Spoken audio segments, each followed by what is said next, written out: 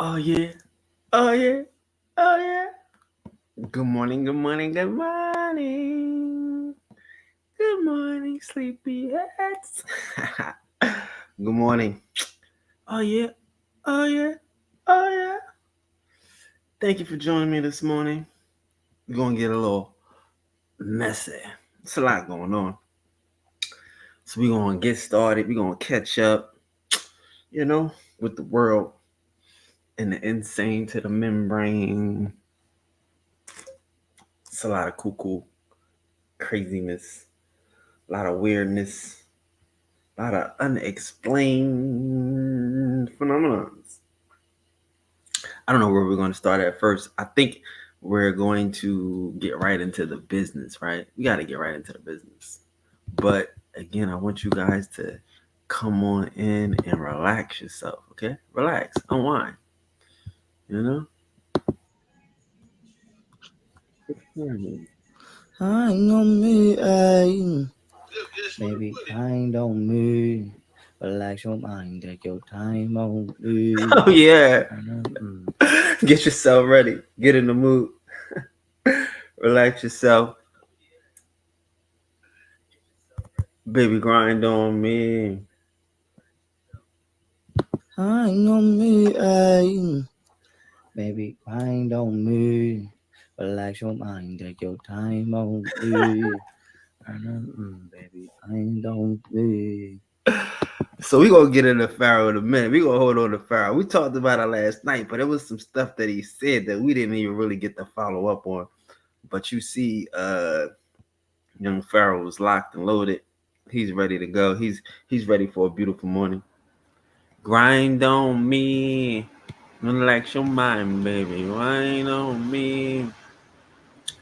But first though, let's get into this right here though, because again, a lot of us don't know what's going on. A lot of us is lost in the sauce when it comes to Diddy. You know, we want to talk about this Diddy situation first, so let's jump into this Diddy set. Give me 1 second.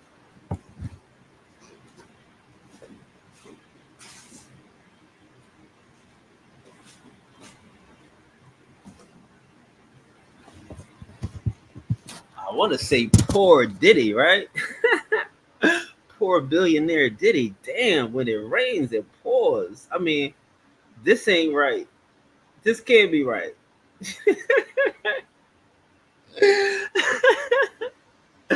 This can't be right.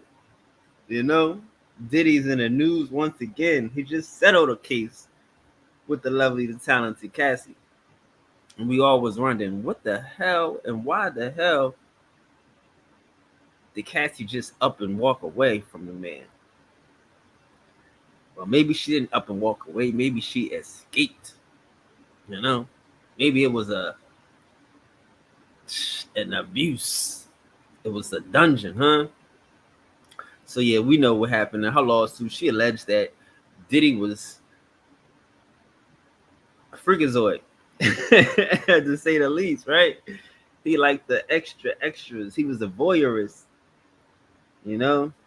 He liked to watch other people pipe her down. Ew, yeah, ew. He like a live porn session.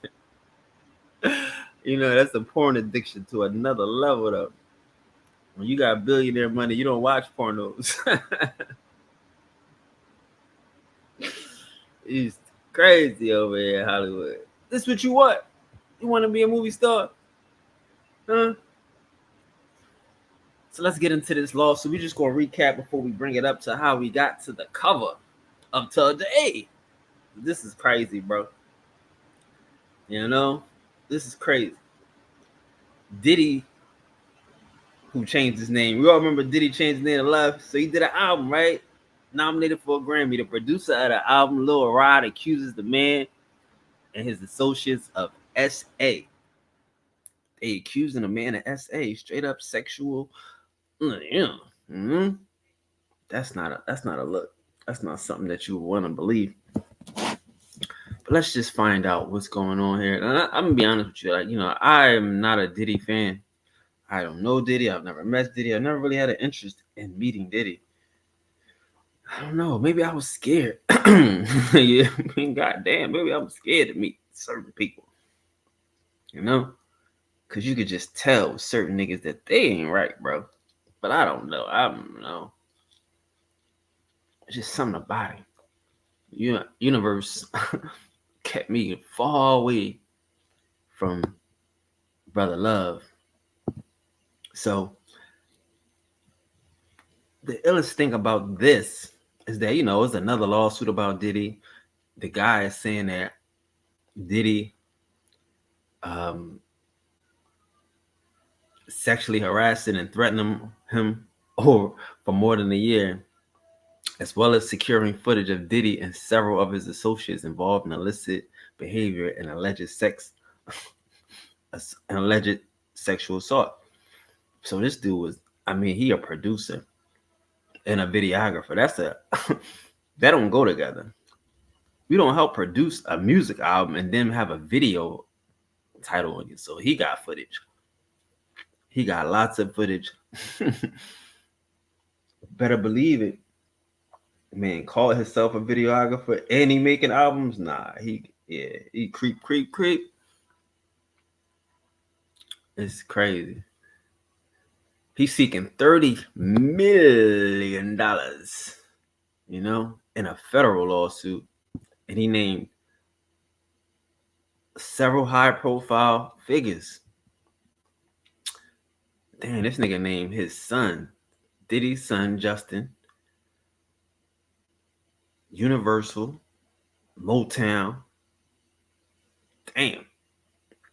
Love Records, Comb Enterprises. Damn, this is a RICO. They calling it a freako. They calling it a freako case. Like, when it rains, it pours, baby.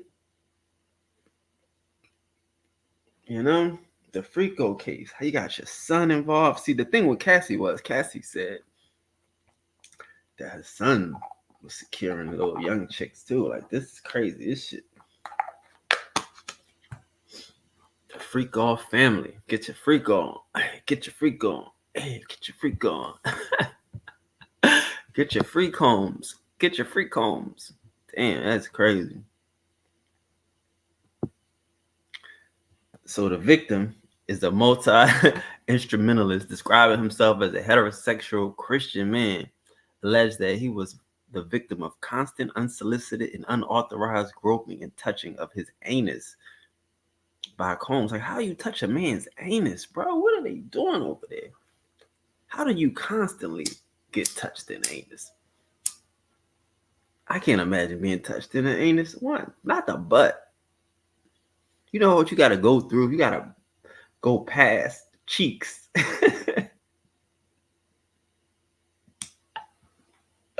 You got to open up some doors to touch your anus, bro. You don't just accidentally rub your hand across somebody's anus. This is retarded. What are they talking about? So, repeated touching of the anus is almost impossible, right? Damn.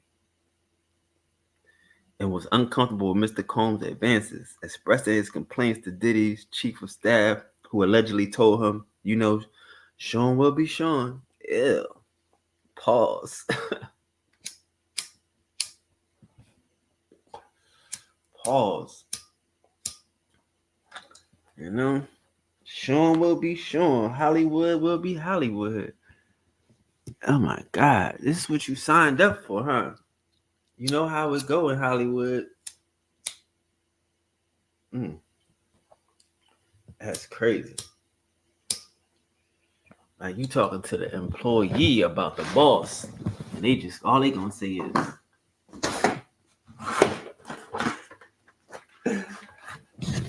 boys will be boys.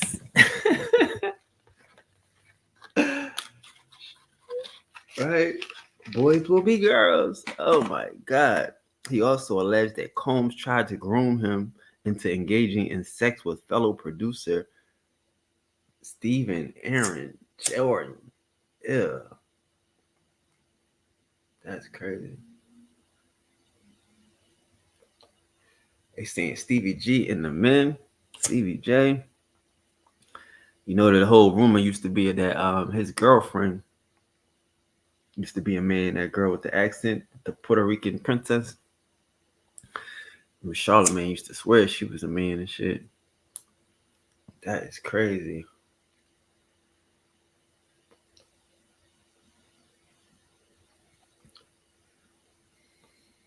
That is crazy. But what happened though?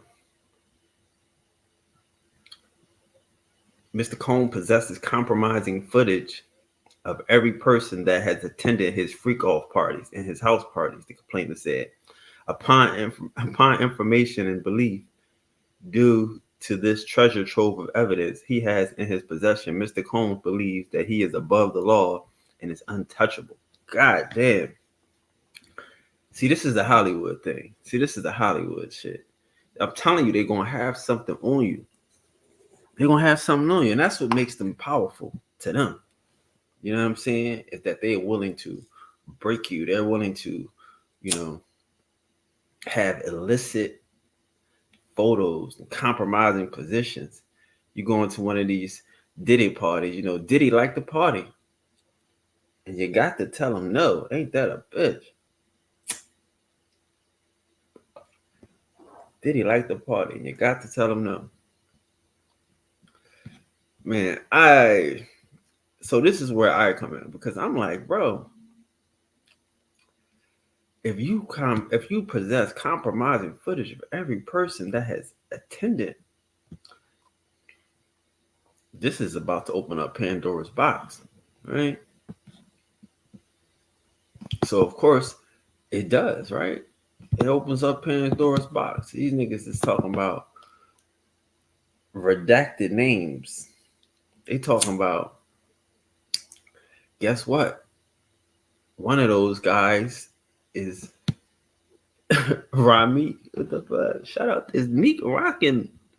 Do Meek got on when? What is this? This is Dream Chasers. Oh shit, Dream Catchers. Shout out to Meek. This is crazy, bro. And y'all know Usher is my best friend and shit. So y'all know, like, I've been around Usher a lot of times. Just me and that nigga. That's my friend. You know what I'm saying?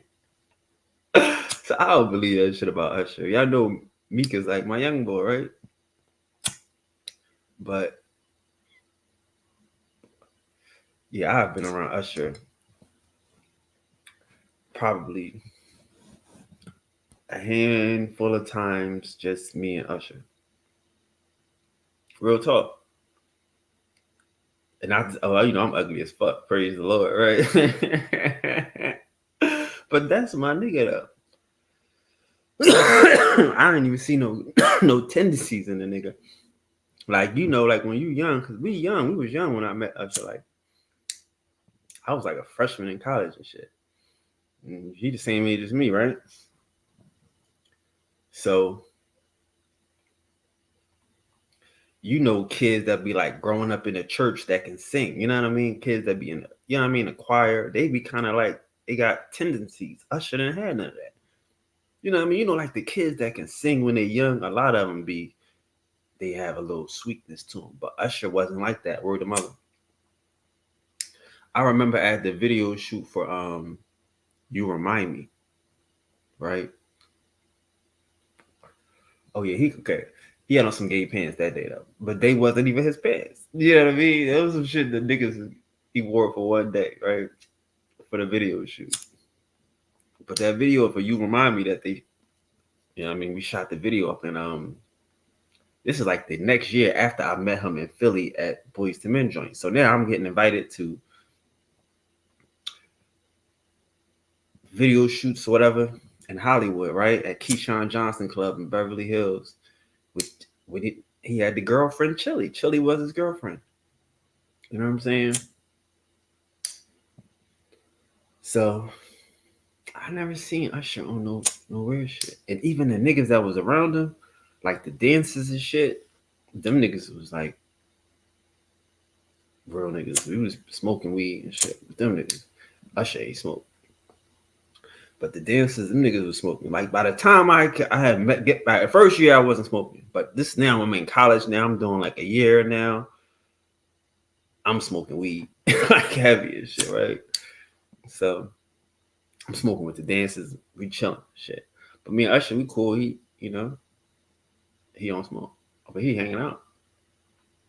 But yeah, I never seen like no gay tendencies in Usher, and I definitely don't think the boy Meek is gay.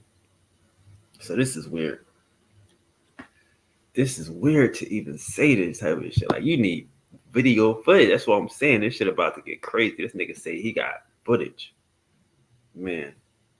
So now we on Complex as a discussion about the latest lawsuit and allegations against Diddy continues. Two names have been speculatively brought up on social media in connection with the 73-page complaint. Meek Mill and Usher. It is absolutely clear neither artist is accused of any outright crime in the suit brought by Rodney, but the names, neither artist's name is visible in the documents made available to the public. Diddy saying a lawyer quickly responded to the accusations, calling Jones a liar who's shamelessly looking for undeserved payday, right?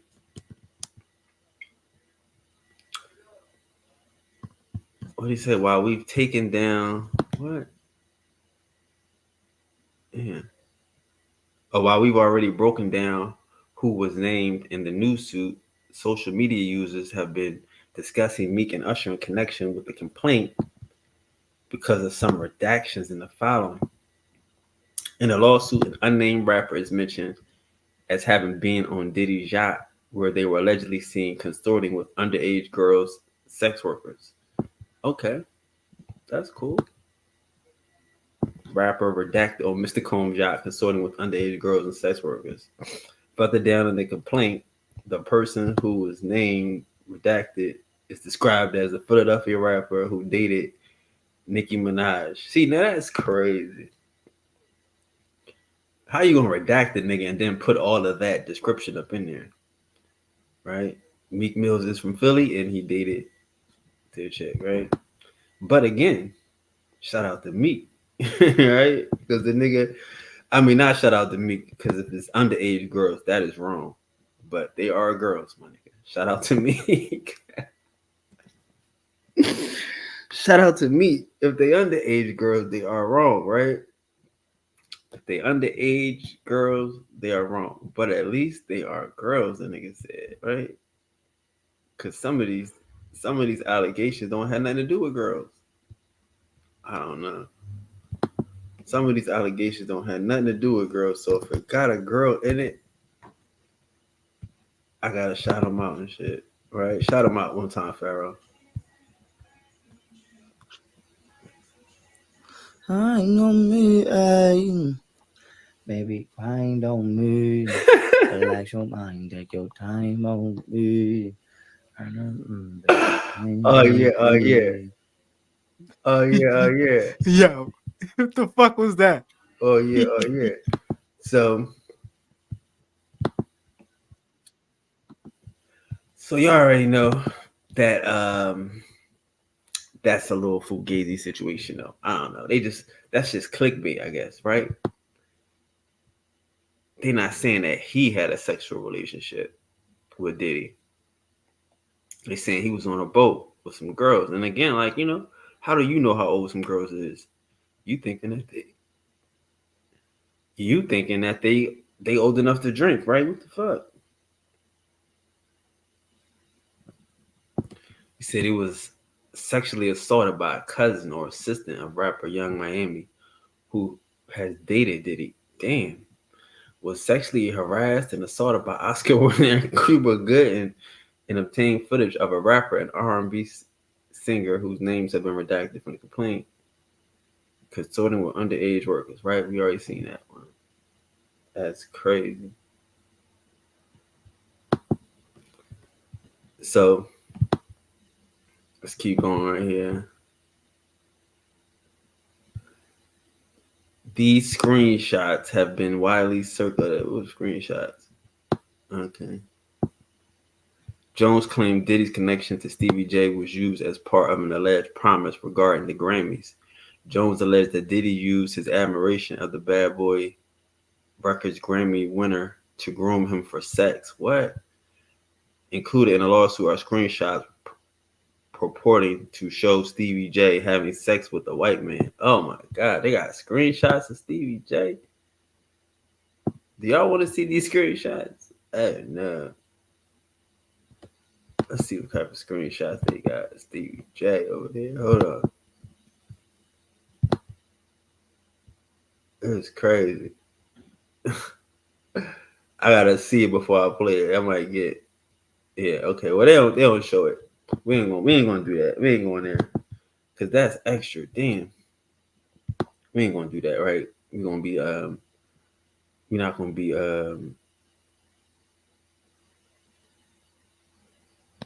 mudslickers. That's crazy. But shout out to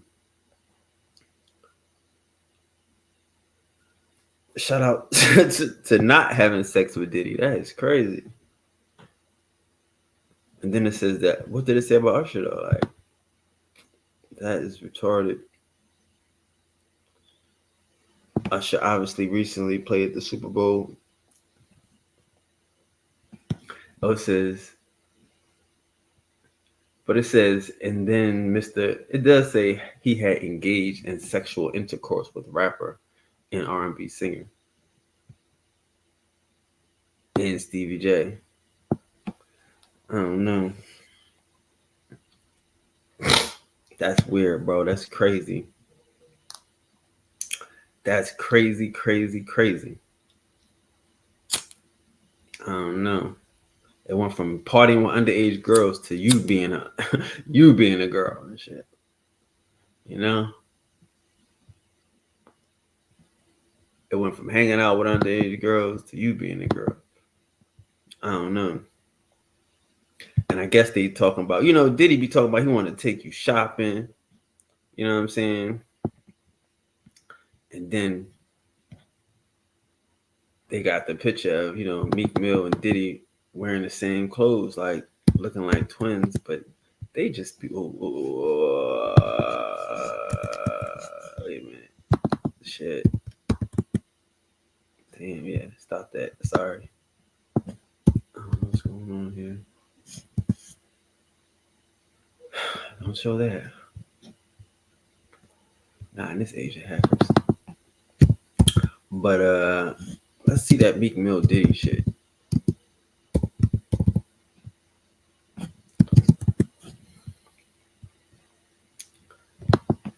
This is the shit that everybody talking about. Like niggas is dressed alike. Like that's crazy. That's different. Like tailor made dressed alike and shit. You know what I mean? Like I don't know, bro. Like Meek do be playing a lot with these niggas, bro. This Hollywood. I don't know, bro. This Hollywood. I don't know what these niggas willing to do. You know what I'm saying? I don't think so. But I'm just saying, like, you got this. Y'all can't be. Don't go to Hollywood trying to be these niggas. You already know how I feel about that shit. It's a line in the sand you got to draw. Because again, you be dressing up with these niggas. You let these niggas take you shopping. Like, these niggas might drug you. He might not know what a nigga did to him. A nigga like me, he seemed like he cool. He trust these niggas and shit. You know what I'm saying? He might not even know that these niggas got ulterior motives. That's Hollywood. Hollywood is a nigga, like he said, like the other dude said, they got footage of you without you knowing they got footage of you. And they use it as leverage. So they gonna, they gonna use this footage against a nigga every chance they get. So I don't know. These niggas do look cute and shit. You know what I mean? They got the same clothes on, same haircut. They twinning and shit. But yeah, that's a hard jacket to put on somebody and shit, bro. I can't just be saying somebody's into some weird shit just because. I don't know. I don't think that's cool. You know? Yeah, I don't think that's cool. But let's go because last night I got into Brother Rod Hayes, and somebody was like, "Yo, he beefing with the girl." I was like, "I don't know." So let's be fair, right? We gotta be fair. We're gonna start off with the Rod Hayes beef first, right? And then we're gonna get into the thing. We're gonna try to do it quick. Even though I But like Rod Hayes, sometimes it's really hard to follow what he's saying. Like he be reminding me of, I can't remember his name. Y'all remember that dude from A Living Color? And he had on a dashiki and everything, and he just be shout out to pressure cooker. We want to watch a little take of the beef that we don't know putting a about. bunch of words together. He's like the mind of Mavanera, infection. Like I don't remember his name. If I know what character that is from A Living Color, write it in the chat. But that's what Rod Hayes gives sometimes because I'll be like, yo, this is going over my head. I don't know what you're talking about. It doesn't mean it doesn't. It's not valid, but I just have a hard time understanding the points that he's trying to make at times. So Isis Wisdom Child, I don't know what's going on. Usually she kind of stays out the mess, but I saw that she posted a live that's coming on. She's coming live today. Okay, and I think she's interviewing somebody who is allegedly accusing Rod of SA, and it's a bit like out of character for Isis Wisdom because she's usually trying to like stay out the mess or kind of like keep unity. So prior to her posting this, she did a video recently, a few days ago, addressing. She didn't say any names, but she was talking about defamation and people talking about her, and she said she's tired and she's not addressing it no more. So I kind of put two and two together, and I don't know if Rod Hayes recently said anything about her. I know in the past he has said things about ISIS. But he's not the only one. You know, everybody has opinions. So, you know, he's kind of called her like, I'm paraphrasing, you know, a scammer, and you know, she be charging too much for her services. I'm making breakfast, y'all. So if you hear some sizzling in the background, that's my eggs. Yo. So you know, I don't know. Like, it's kind of weird. It's kind of weird because I looked and I can't find any recent videos from Rod saying anything about ISIS. So I don't know where this is coming from, but she's mad, honey, because she's doing this interview. And I will say this, I do find it a bit ironic because I don't recall ISIS coming back out and saying anything as a follow. That's crazy. So she's mad. You know what I mean? Like that's I don't know. What is that? So that's this girl's opinion. She started off by saying she'll even like Rod Hayes, but again, that's agent stuff. How they do it. Like well, I don't like him, but you know. So I don't know though. Is there beef between the sister and the brother? Is that the reason why she is dropping this information? She don't really believe it. Is that what you telling me? Like, is that what she's saying, y'all? Cause it makes it sketchy, right? It makes it sketchy. So let's go see. So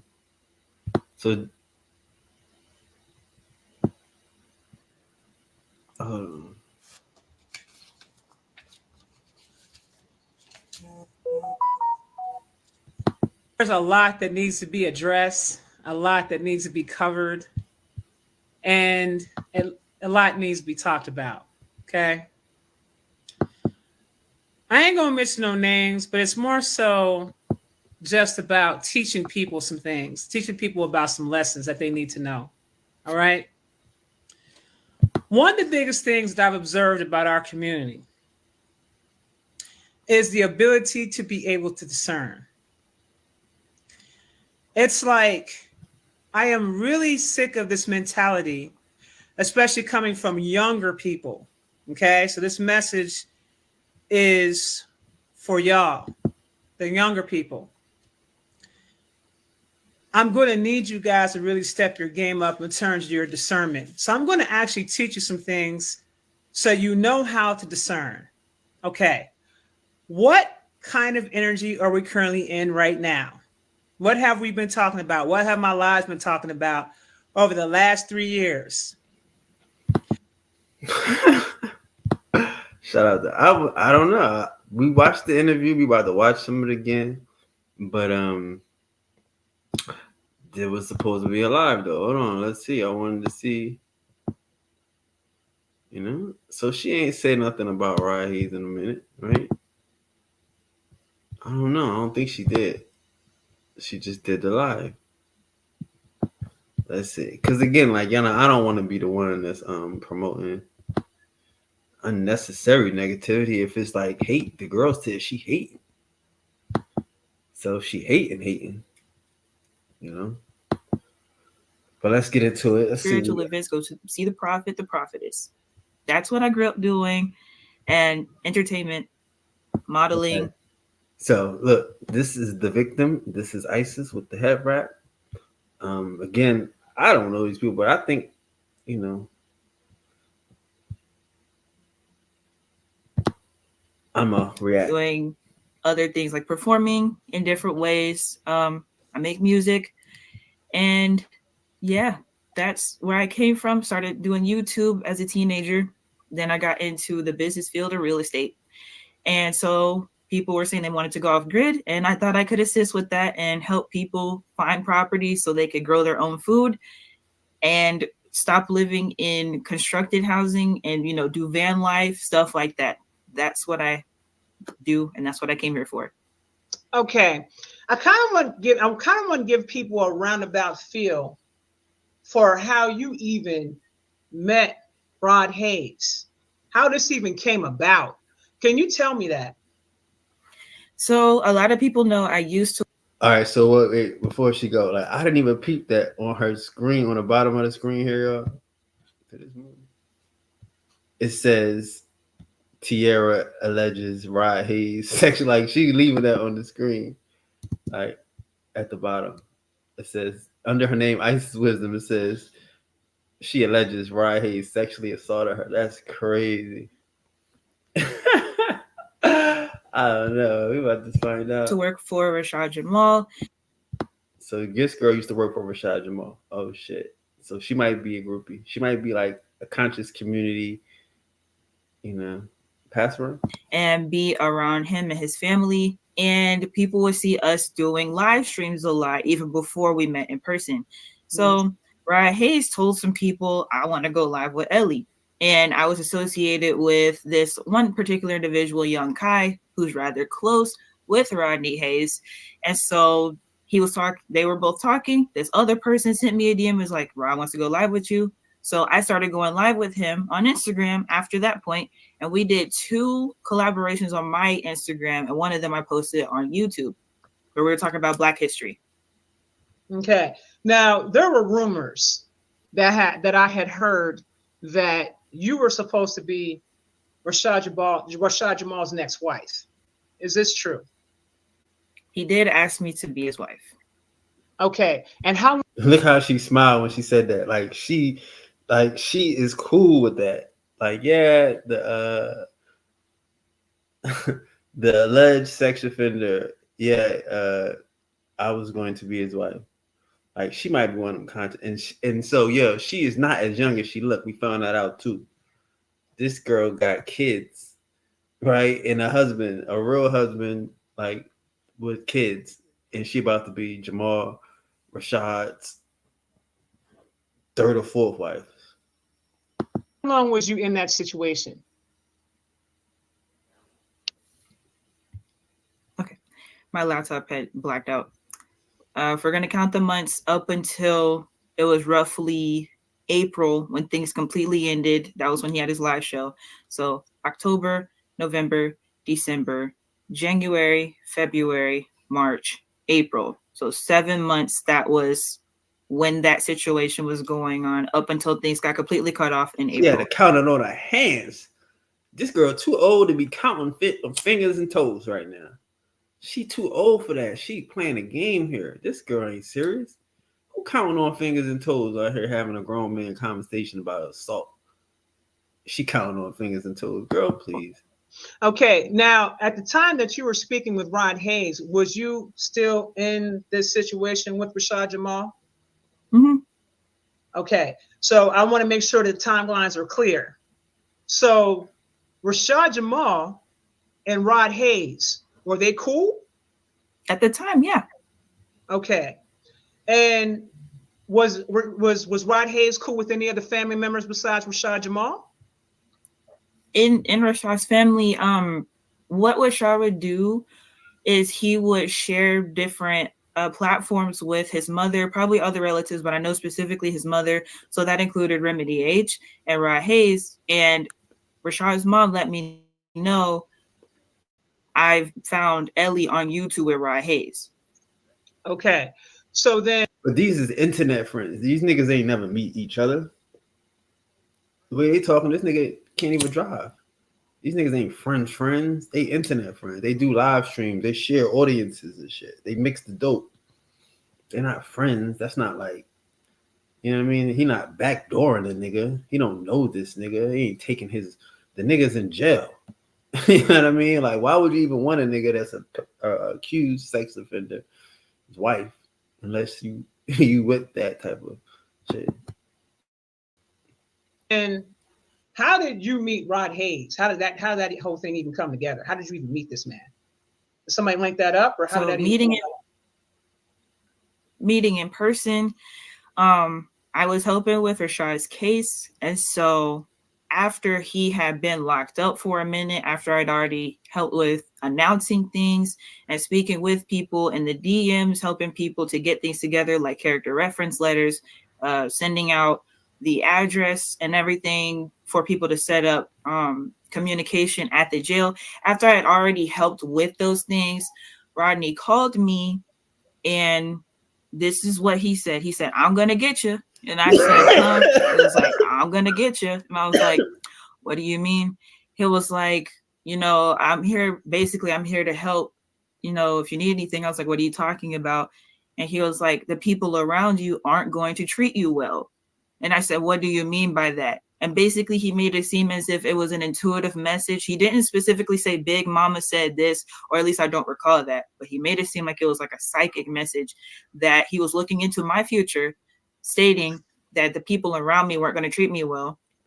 I mean, this shit is common sense. You about to be a nigga's second wife and nigga in jail. They don't need you no more. The main wife ain't gonna treat you right. You ain't got none of his kids. They ain't gonna treat you right. You ain't really making no bread to add to their case. So what the fuck they gonna treat you right? That's probably common sense. You can't. A nigga don't need an intuitive message. You don't need to be a psychic to realize that you coming in late to the party and last one hired, the first one fired. You don't need to be a psychic to see that. So I took that in. One of the goddesses I was around, I told her what he said. And so after that period of time, what goddess was that? I usually refrain from talking about her because she's way younger, but her, I used to call her Kay at the time. Okay. So I told her that we didn't really like have a deep conversation about it because it was shocking to myself, of course. And I couldn't imagine what she was thinking because it's like, we're all vibing, we're all chilling. Why would he say that? That's all I can assume. So, and this is at the time, I'm going to make sure we're clear. This is at the time while you're still technically in a relationship with Rashad Jamal and his wife. No. Okay, so you wasn't in a relationship with them at that time. No. So what? Okay, so what was it? You were still living with them? What was the situation? I was no longer living with them or communicating with the family, at least not as much as I was, because I was only involved pretty much for court stuff. And then sometimes I would talk to the kids sometimes. But I'd already been fired from the university. Who fired you? Rashad did. Okay. And I was told that basically how it came off in the conversation. Oh, I like her. She is messy. She is messy.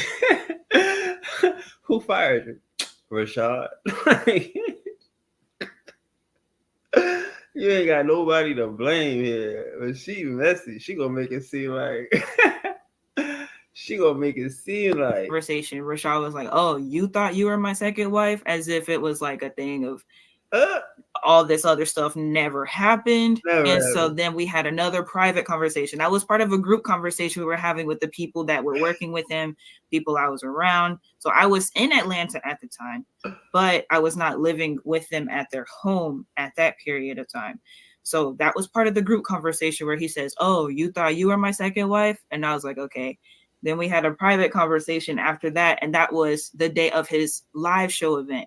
So that was why I still showed up, even though I was fired and I was uninvited initially, because people were relying on me, and he believed what they were saying over what I was saying. She is messy. Oh my god.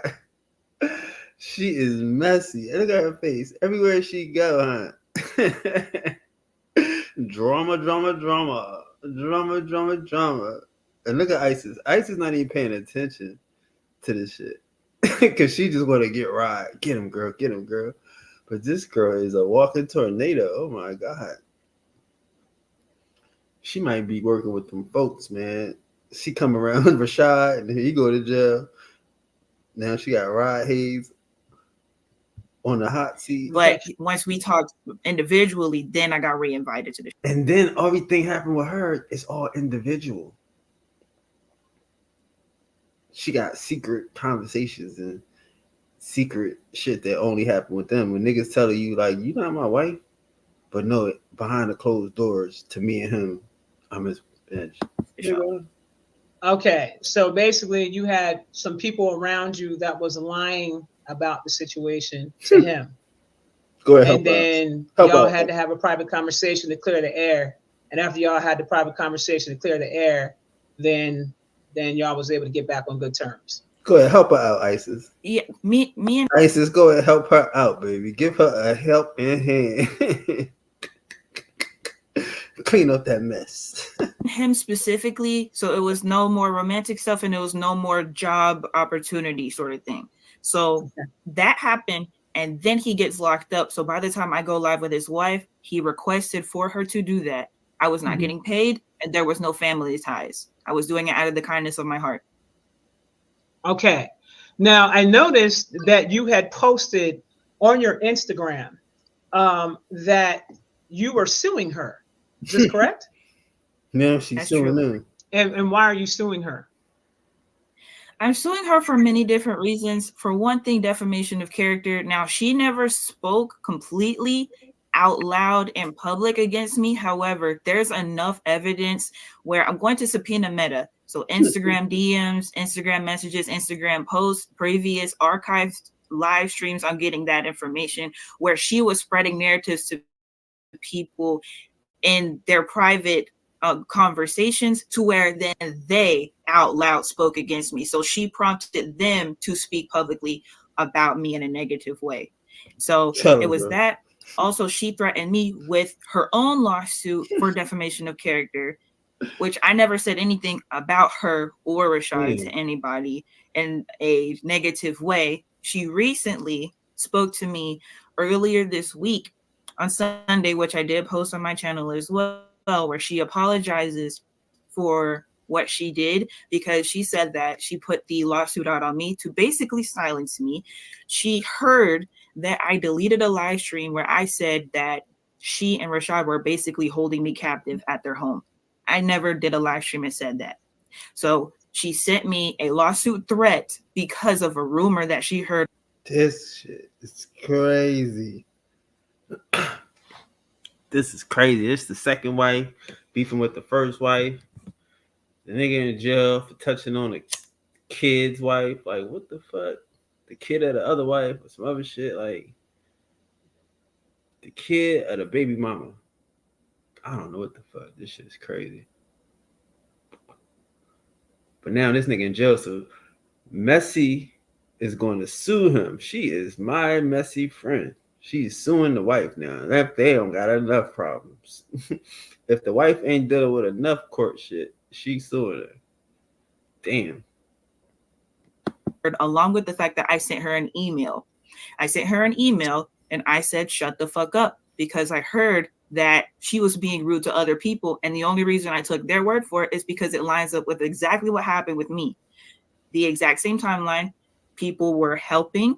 They were assisting in whatever way possible. They were communicating. Everything was fine. And then all of a sudden, she becomes rude to them. She starts cussing them out. And then they get blocked or whatever sort of miscommunication or excommunication happens. So I sent her a private email, which is not defamation of character. That's not slander. That is, of course, I'm being aggressive when I'm talking to her, but you can't sue anyone because of that.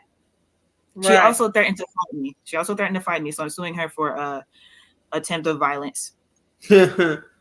Okay, so let me get this straight just so we're clear. So she sent an email that said shut. That's all the email said. Well, shut the fuck up. Sound like you said you were being aggressive too. So what else did you say in the email? Except shut the fuck up. Like, yo, I don't know, bro. How did we miss this? This girl is a tornado. Where's she been at? Like, she should have been on the front news. Poor Miss Rashad Jamal. You know, I don't watch them. I don't follow them. But damn, there's a lot going on behind the scenes when you fighting a polite case. You're saying that the people that stepped in and chimed in to try to help him, something would happen with these individuals and she would be disrespectful to them. And then all of a sudden things would just go away. Mm-hmm. That's what you're saying. Yes. Okay. Wow. Okay. Put some things in perspective here. Yeah, a lot of people will be confused on why I don't talk about the case the way that I was before. This is why. She excommunicated me and she threatened to sue me. So what do I look like continuing to speak on his case when I don't have any updates to give because she's no longer communicating with me and I haven't been able to talk to him directly myself? Nothing has happened. I sent letters, tried to call, all that. Okay. So then from there, Rod Hayes is communicating to you. He's making passes at you, indirect passes at you and things like that. Did you have a place to stay when you left from their residence? What was your life like when you left from there? When I was at my friend's house in Atlanta. What? When you left from there, what was your life like? So she like, what? Like, whatever happened. What the hell? Yeah, that whatever. When you left from there, at my family's home in Memphis is just from there. What was your life like when you left from there? What? When I was at my friend's house in Atlanta. When you left from there, what was your life like? So at my family's home in Memphis is just my family is not good. That's good. They're not good people to be around. And so I knew that I had to remove myself from that environment for my own personal safety, outside of the fact that people who were around, including people who used to work for the university and people who were working with me to buy land, had my address anyway. So if I had continued my lifestyle like normal people would know where I was located, and that just wasn't safe in general. Okay. So when you left their home, you went to your friend's house in Atlanta. So I left from their house, Rashad and Zakia's house. Oh, God. I was in Memphis for a good minute. His live show was coming up, so I was already headed to Atlanta. Mm-hmm. And that was when I started staying with my friend in Atlanta. Okay. All right. So then at what point did you make the connection to Rod Hayes? So while I was in Atlanta, I already did the live stream with Zakia about Rashad's case and everything. Mm-hmm. He calls me, says the people around me aren't going to treat me well. A couple of weeks later, all of us end up having to move out of the house that we were staying in Atlanta. So I already didn't have like a place to go. So we were staying in hotels and stuff at that period of time anyway. So by that time, and like the harassment that was happening with people, I was like, let me just go ahead and call Rod and just like be like, okay, I'm going to take you up on your offer and stuff like that. And that was when he started sending me money for like bus tickets and stuff like that. Okay. So I want to make sure that we're clear about what was happening to you at this time. So you leave their home, you shoot home. That's not the best environment for you to be in. and then you turn around, you come back to Atlanta, but you're being harassed by people. Yes. That is crazy. She had to stop and go back. Let's go back. Let's make sure that the audience at home can follow. Oh my god! And the title is about Raheem. She ain't even getting a Raheem yet. This young lady done Hurricane Andrew through Georgia and Memphis before she even got to Raheem. She almost Hurricane Trina down in Louisiana before she even got the Raheem. This is crazy. Now, mind y'all, again, I told y'all she had a daughter. She ain't mentioned her daughter. She ain't mentioned going back to Memphis and seeing her kid and her baby daddy. That's a damn shame. Like, what type of messy psychosis do you got? Narcissistic behavior? These people that were harassing you, what were they tied to, and why were they harassing you? Now, as far as specific ties, I don't know. People seem to have their own businesses or whatever they had going on outside of the university, but a lot of people were there because they were going to Rashad's live shows or they were going to his meetups. They were in music videos. Atlanta is where he lived. So a lot of people who were in music videos or just showing up frequently already lived there. So it was kind of like the house I was staying at was like the hangout spot for people. So it'd be like parties and so just like little house parties that we would have where people would just kind of come in the house. But then we had to put a stop to that because we had to put like we had like she came in there and acting like she lived there. Like you visiting, right? It's a hang. What was it? They squatting. They on some Moorish sovereign citizen shit. They squatting up in these people's houses. So she said, "I'm just as much in danger as y'all niggas. It's we. I'm just taking as much as risk as y'all niggas. It's we." But they all got to go. people were coming into the home, causing division in the home.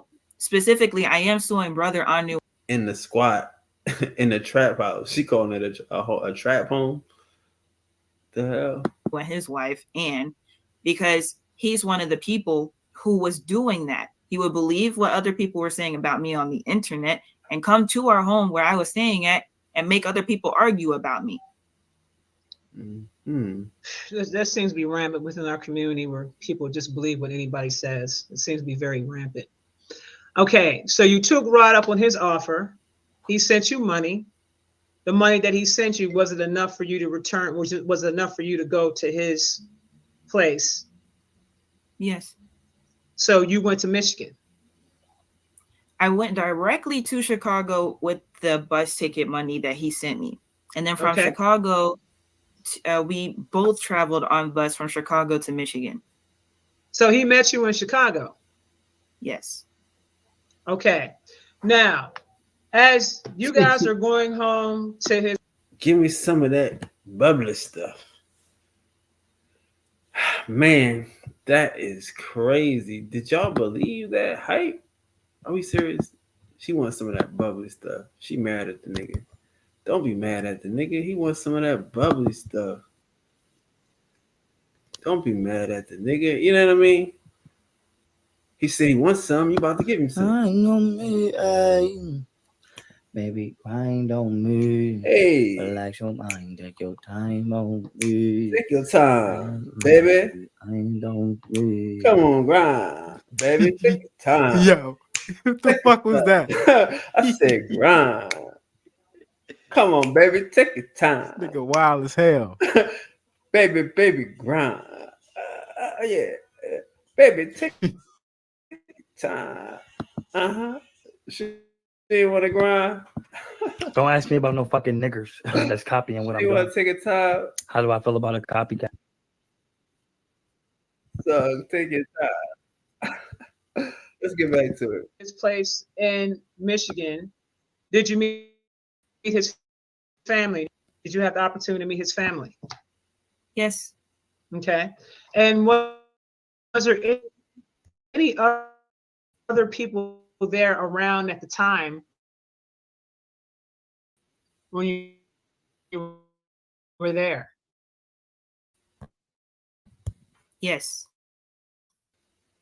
Okay. Were there teenagers there? Yes. Okay. Now, there's teenagers there hanging at the house. Are these relatives of his, or are these friends? Who are these teenagers? Now, the teenagers, I don't know directly. However, I do know that some of them were like neighborhood boys. So he would just like, type of stuff like cut the grass or feed the dogs, like little things. I wasn't zeroed in to know specifically what they were doing, but it would be stuff like that, things of that nature. She's trying to get her with the underage girls. Come on, ISIS. Don't do that. Trying to get her with the pedophilia. I get it. This girl look young, but she is deceptive. She ain't even mention her kids and her baby daddy, her husband. She acting like she's some type of, you know what I mean, preteen or some shit. Like, this is crazy. This girl just looked like a spring chicken. ISIS, don't go there. Okay, so how long did you stay with Rod Hayes? Roughly a month, 3 weeks, just about. Okay, and so what was y'all's relationship like when you first got there that led up to the incident? I'll be honest, how I am as an individual, and like I said, the way I grew up, I'm just used to guys flirting with me. So when he showed interest initially, I didn't pay any attention to it because I'm like, guys just do this. He's, an L. She's a bad bitch. You know what I mean? Because she's just a bad bitch. She about to be Rashad Jamal's second wife. You know what I mean? She the top of the charts, nigga. She don't fuck with y'all regular pedestrians. If she wasn't impressed by Rod Hayes and Big Mama, you ain't Rashad Jamal. Like, y'all lucky Rashad Jamal in jail. You wouldn't even got to even know Miss Ellie. Rod. That's how she act. You hear this shit? All these niggas love me. What about your kids? What about your friends? Elder, but it's like, I know dudes like what they see. So I let him know from the jump. I'm like, hey, I'm not here for that. And it seemed like that boundary was going to be okay until it wasn't. Okay. So let's talk about until it wasn't. Damn, what the hell was that? What is that thing? What is that? That's the young Pharoah shit. Did y'all see what she did? Look at that. She did the like she went into a personality change or something, or maybe it was like a. Okay. So let's talk about until it wasn't. You see, that's scary. What happened? Let's talk about until it wasn't. Ugh. You know what I mean? It's like she just went into a place in a space. Is that trauma? What is that? Is that a multiple personality? What is that? She just went off. I don't even know if Ice has seen that.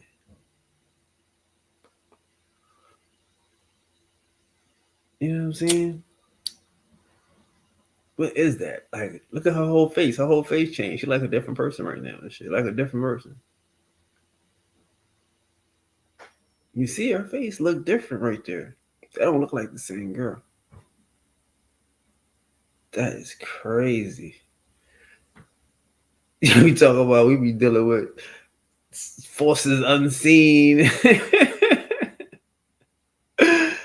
Damn, she just hit the grind up. She just clicked out. Like, what the fuck? What is wrong with this girl? Oh my God. Like, she just, man. Until it wasn't. Okay. So let's talk about until it wasn't. What happened?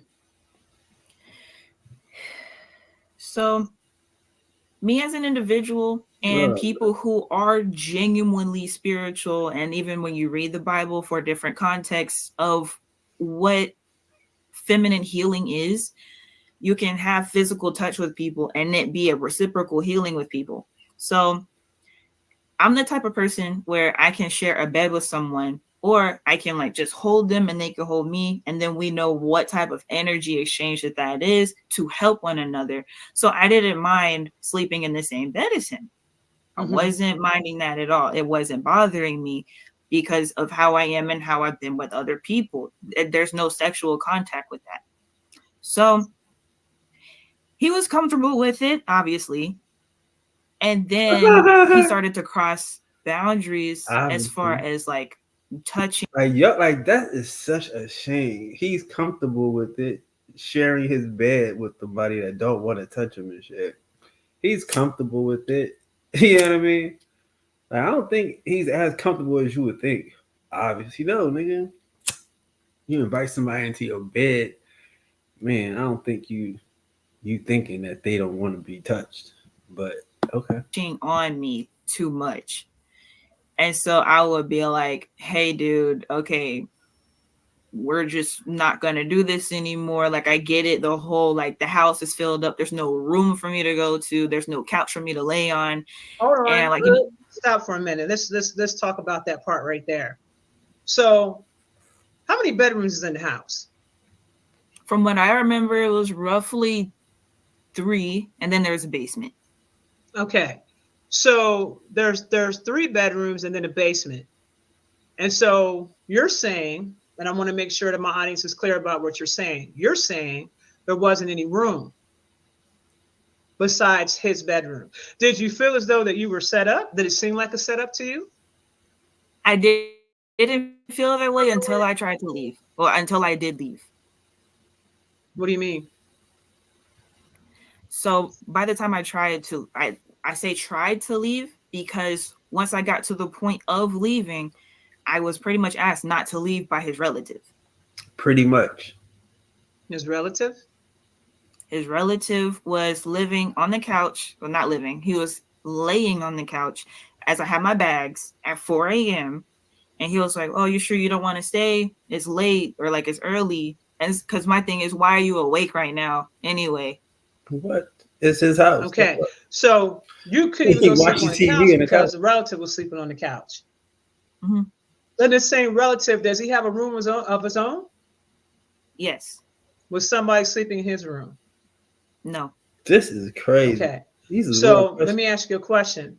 Did you ever stop to say to the relative, would it be okay if I went and slept in your room? No. Okay.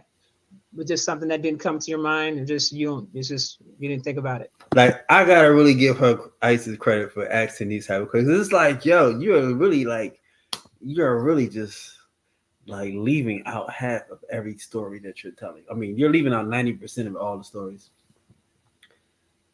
Like, I'm thinking that is Isis trying to play him? Like, how many people live in the house? He ain't got no rooms for you to sleep. Like, but she's really trying to figure out, like, what the fuck is going on here? And the girl got so many details. It's hard to say she's lying. But again, she is messy. She is a tornado. It's not her first rodeo. You know what I mean? This shit is weird and wild. Crazy, bro. I can't even believe that this girl is serious and she's serious. The way everything led up. She's so messy, yes. The reason his room was even empty at that period of time, I didn't feel it was safe to. Oh. Okay. Yes, that was the final night I was there. The last 2 days, within that last 48 hours, that was the previous person who was there had got kicked out.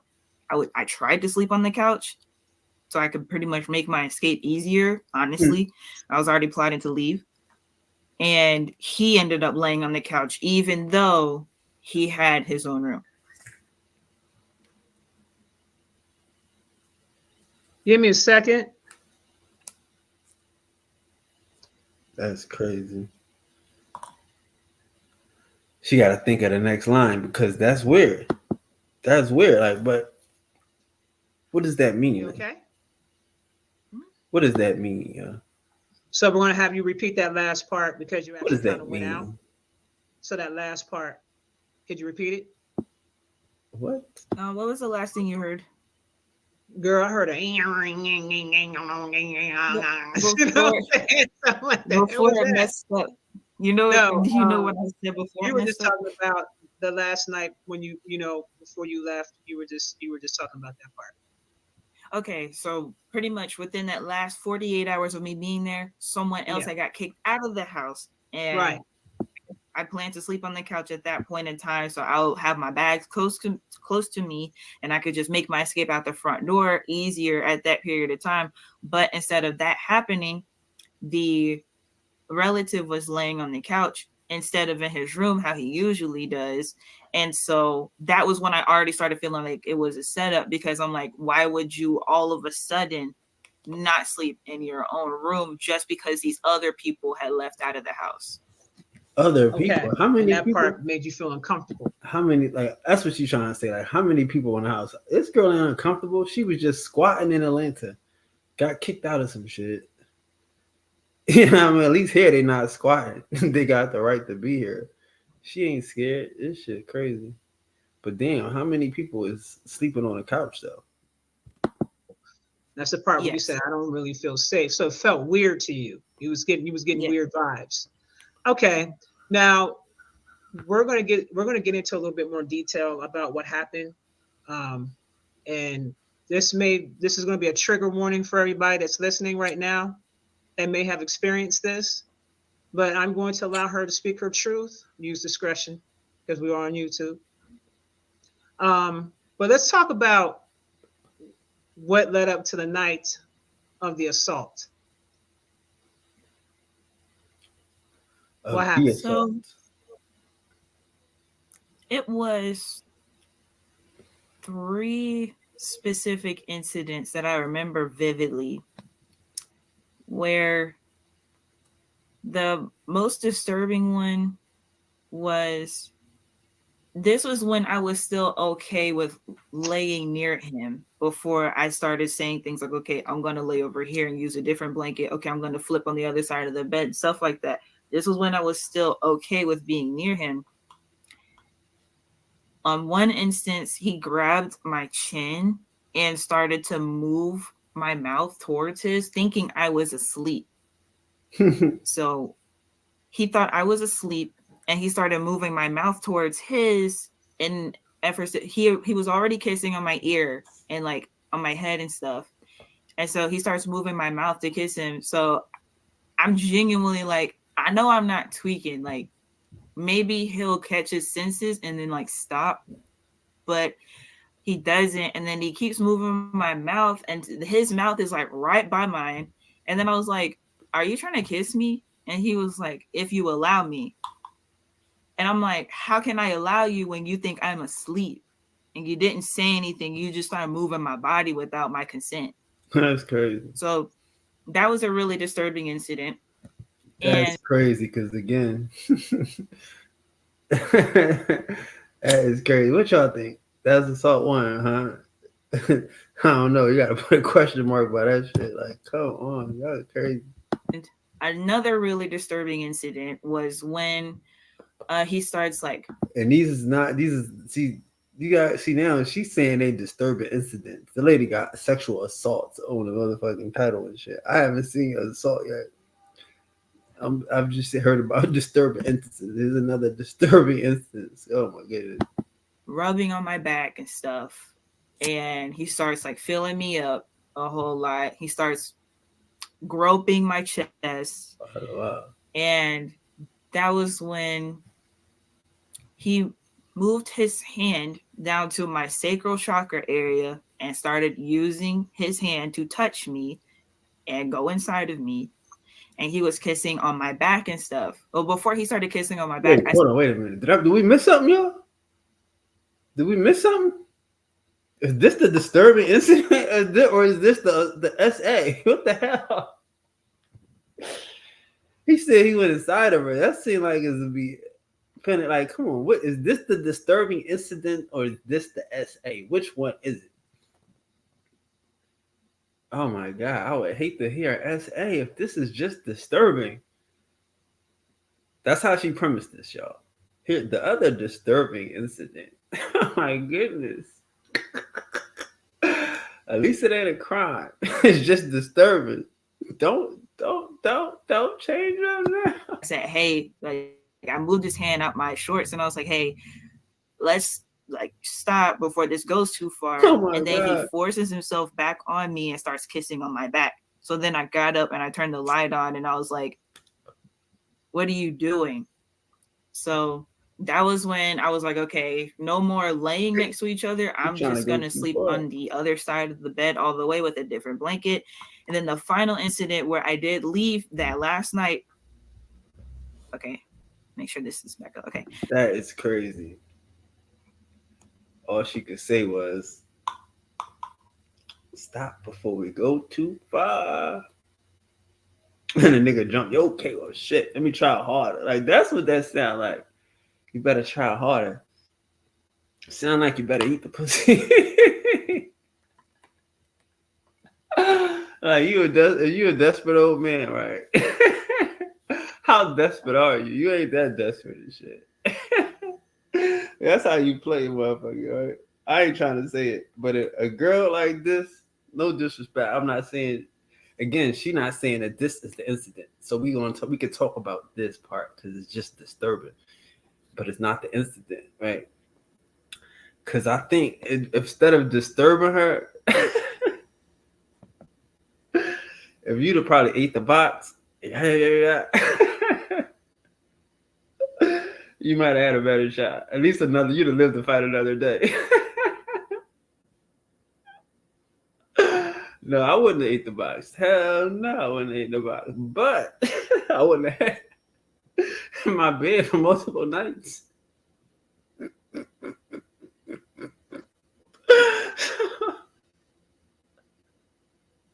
So we ain't talking about me. I'm just saying, if you find yourself in a disturbing situation, brother, and you're willing to go all out, live to fight another day. Shit, she in your house, so I know she took a shower. She been there multiple times. She should be fresh and clean, right? You know what I mean? You ain't buying no deodorant. You ain't buying no Usher. She should be fresh. You know what I mean? Get a razor blade. Let her shape up the garden. You would have got yourself a different result. You in the house, you ain't lighting no candles or nothing. This shit. This nigga just, he wait till she fall asleep. Nigga, no, you gotta light a candle. You gotta put on some old out green. You gotta have the music on when she fall asleep. Like, I get it. It ain't no sleep. See, like, don't turn off the lights. Turn them down. Light a candle. Turn off the... Yeah, that's how you avoid disturbing situations.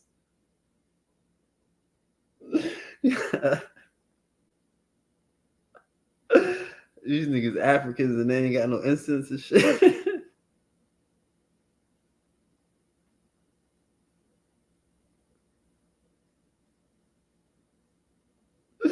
Man, you should have got down to your knees. Baby, please. Told her you wanted to speak to your sicker chakra.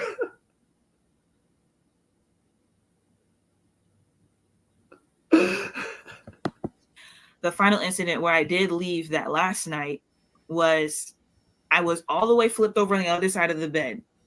And he grabbed my butt cheek. He grabbed my buttocks. Grabbed it. And I remember this because I was up watching a YouTube video, so I wasn't even asleep to be caught off guard. I was wide awake when this happened. Crazy. And so I turned on the light. I was like, dude, basically, like, we already talked about this. What are you doing? And he looked at me. He rolled over, looked at me, kind of mugged me, and then just went back to sleep and nothing happened. When all the other incidents, he would get up and talk to me about it. But that time, he just laid back down as if nothing happened. Wow. Sound like they were in a relationship.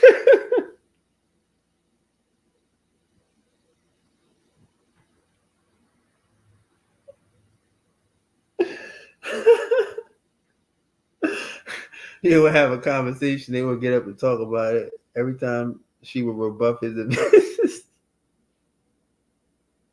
she would tell him, "I have a headache. My period is on." Like they would have a conversation. That is crazy, man. Yeah, bro. You gotta be more romantic out here. What's up with these old heads? Old heads, y'all ain't got no game out here. Y'all ain't got no romanticize. You don't know how to sweet talk with some set the scene, set the mood.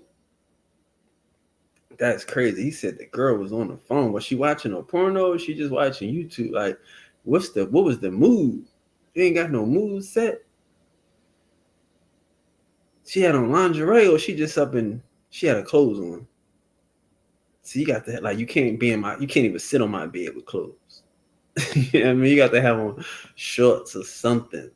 I don't like dirty clothes, outdoor stuff on my bed. Here, I bought this for you. Put this on. Like you ain't what you doing, old head? You got to set the mood. You got to be wet before you even. That's a shame. It's disturbing. She got disturbing incidents. She probably thought old head was just going, sugar daddy the shit. Rose petals on the floor. Balloons all in the room and shit. Bathtub full of candles and shit.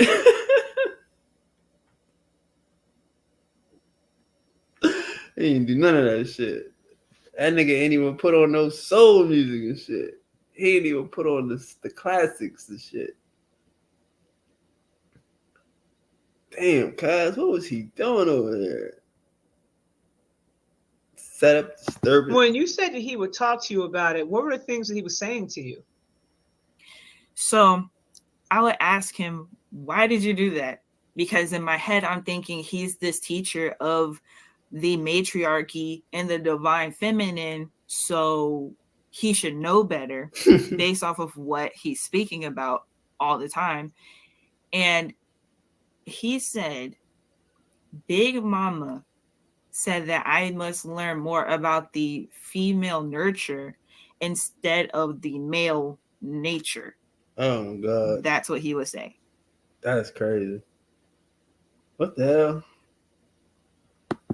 You talking about Big Mama when you trying to get some pussy? You bringing up Big Mama when you trying to get some pussy? Like, that is crazy. That's not real. I don't believe that. She's lying. You're lying. Don't shame the victim now. Don't do it, lady. Don't lie on the victim and shit. Because you victimizing this poor man. That's a goddamn shame. You making this shit seem crazy. This nigga trying to get some pussy and he brought up Big Mama. No, Big Daddy, baby. I'm going to make you feel good.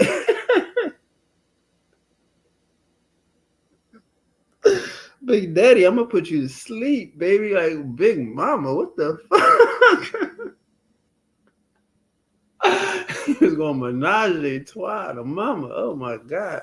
He was going to bring out Diddy.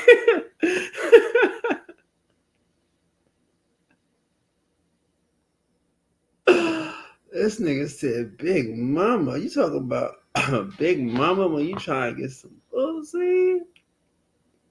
That's next level shit.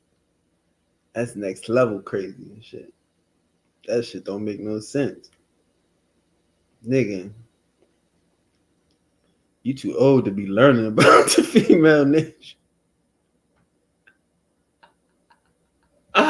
You too old for that shit. That is crazy. You too old for that shit. Too old for that shit. Did he ever tell you who Big Mama was? Did he ever show you what Big Mama looked like? And Yes. can you describe to my audience who Big Mama is and what Big Mama looked like and was Big Mama an actual spirit? So I'll answer that last part first. He did not directly say that this is what Big Mama is, but I'm able to use context clues. He told me what an egregore is, and he also posted this on his Instagram. An egregore essentially is a collective groupthink. So once a group of people start to believe in something, you can create your own spirit entity based off of everyone believing in it. And we all know this based on what everyone teaches about as far as religion. So Big Mama is an egregore. And in his room, he has a photo of a lady. She looks like a hefty grandma who's carrying a basket. And it's an abstract picture, so it's not the exact proportions of a person. It's more abstract where the part at the top is more narrow where the head is, and then the skirt, the dress skirt that she's wearing is more wide than it generally would be looking at a regular person's body. So that picture is in his room on his mirror, and the bed is parallel to the mirror. He pointed to the picture and said, "That's Big Mama." Well, all right then. Well, all right. The hell are we? All right. That's Big Mama right there. All right. Ain't that Big Mama? Is that Big Mama? That's Big Mama. Is that Big Mama? Gotta be Big Mama. These niggas is tripping. Tell them they tripping, cuz I don't know. I know me, baby, grind on me. Even Pharoah got Relax game. your mind, take your time on me. Yeah, he gonna do a dance for you, baby. What's up? You picked the wrong side, right? You should have hung out. Don't hang with Rashad. You should have been hanging out with Pharoah. Pharoah will teach you how to talk, how to sing the song, how to set the mood. Grind on me, baby, grind on me. Hey, relax your mind, take your time on me. Hey, baby, grind on me. Hey. You already know how we go. Oh yeah, so I said I was going to get into it. Let's just jump right into Pharoah and shit real quick, because he did say, "Nah, we gonna hold on, Pharoah. We gonna hold on to young Pharoah right quick." Yeah, grind on me. Let's get into this other shit.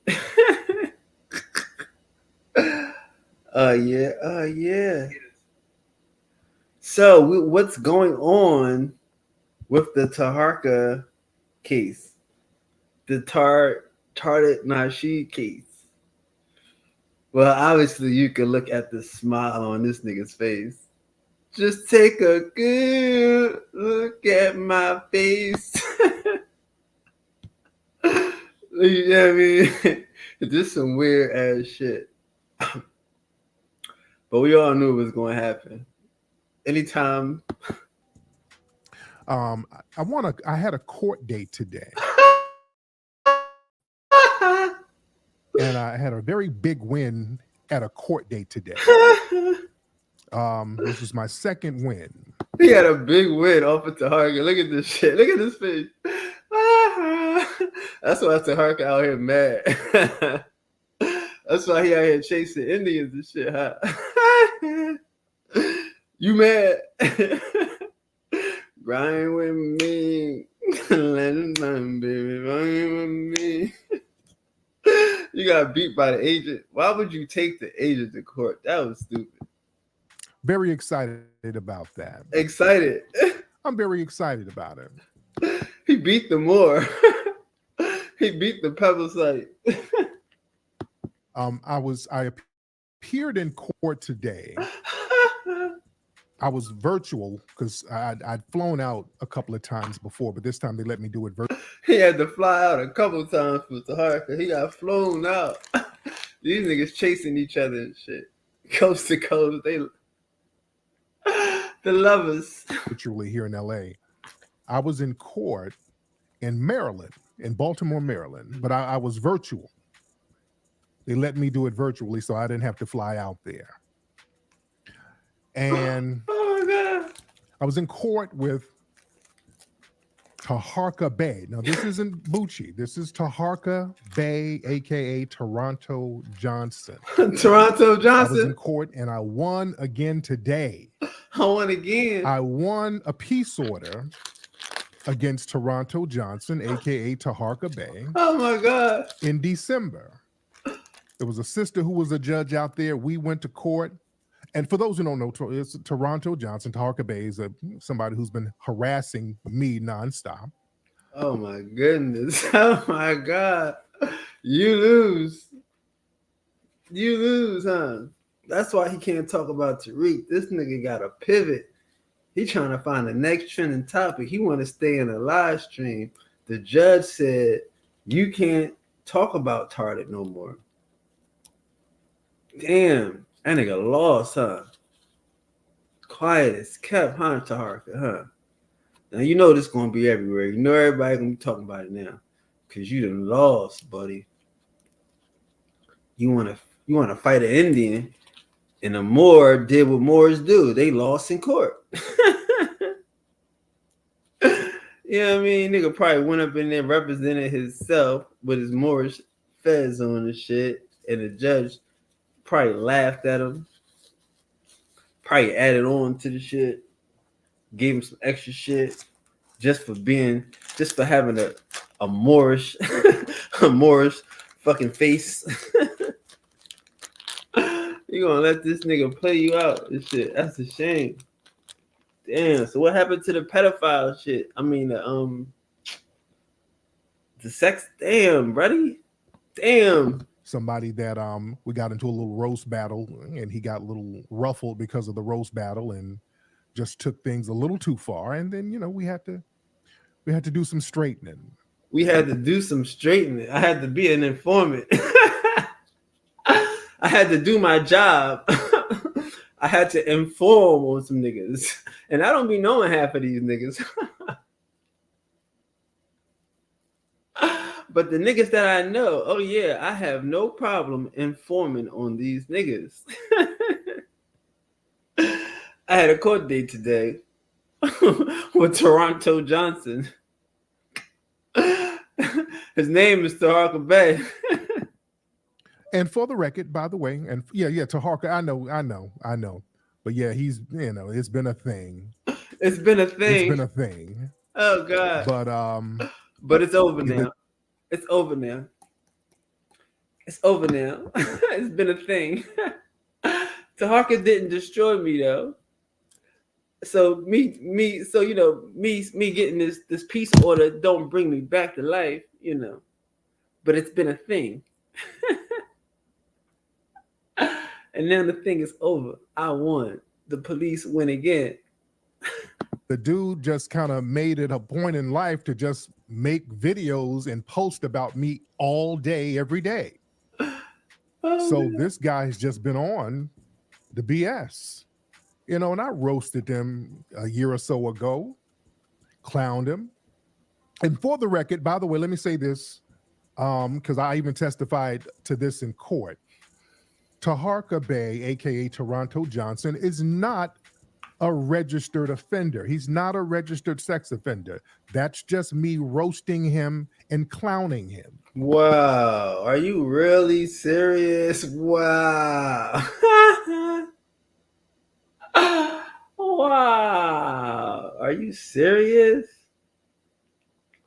Wow, you will play like that with somebody. These niggas is crazy. They will play like that with somebody.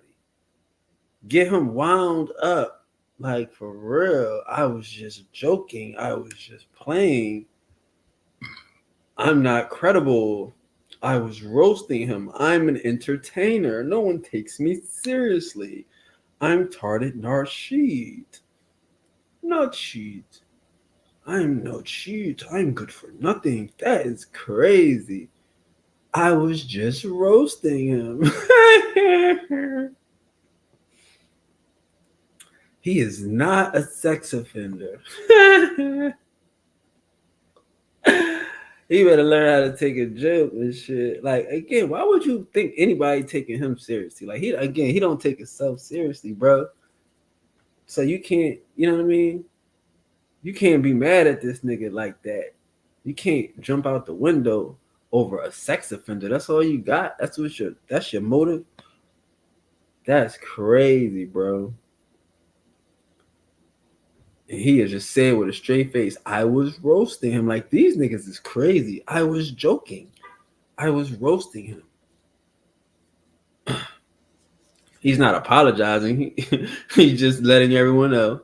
Yeah, I was joking. It was a joke. That guy is not that husband, that father of 4 children. He's not a sex offender. No. Nope. I was joking.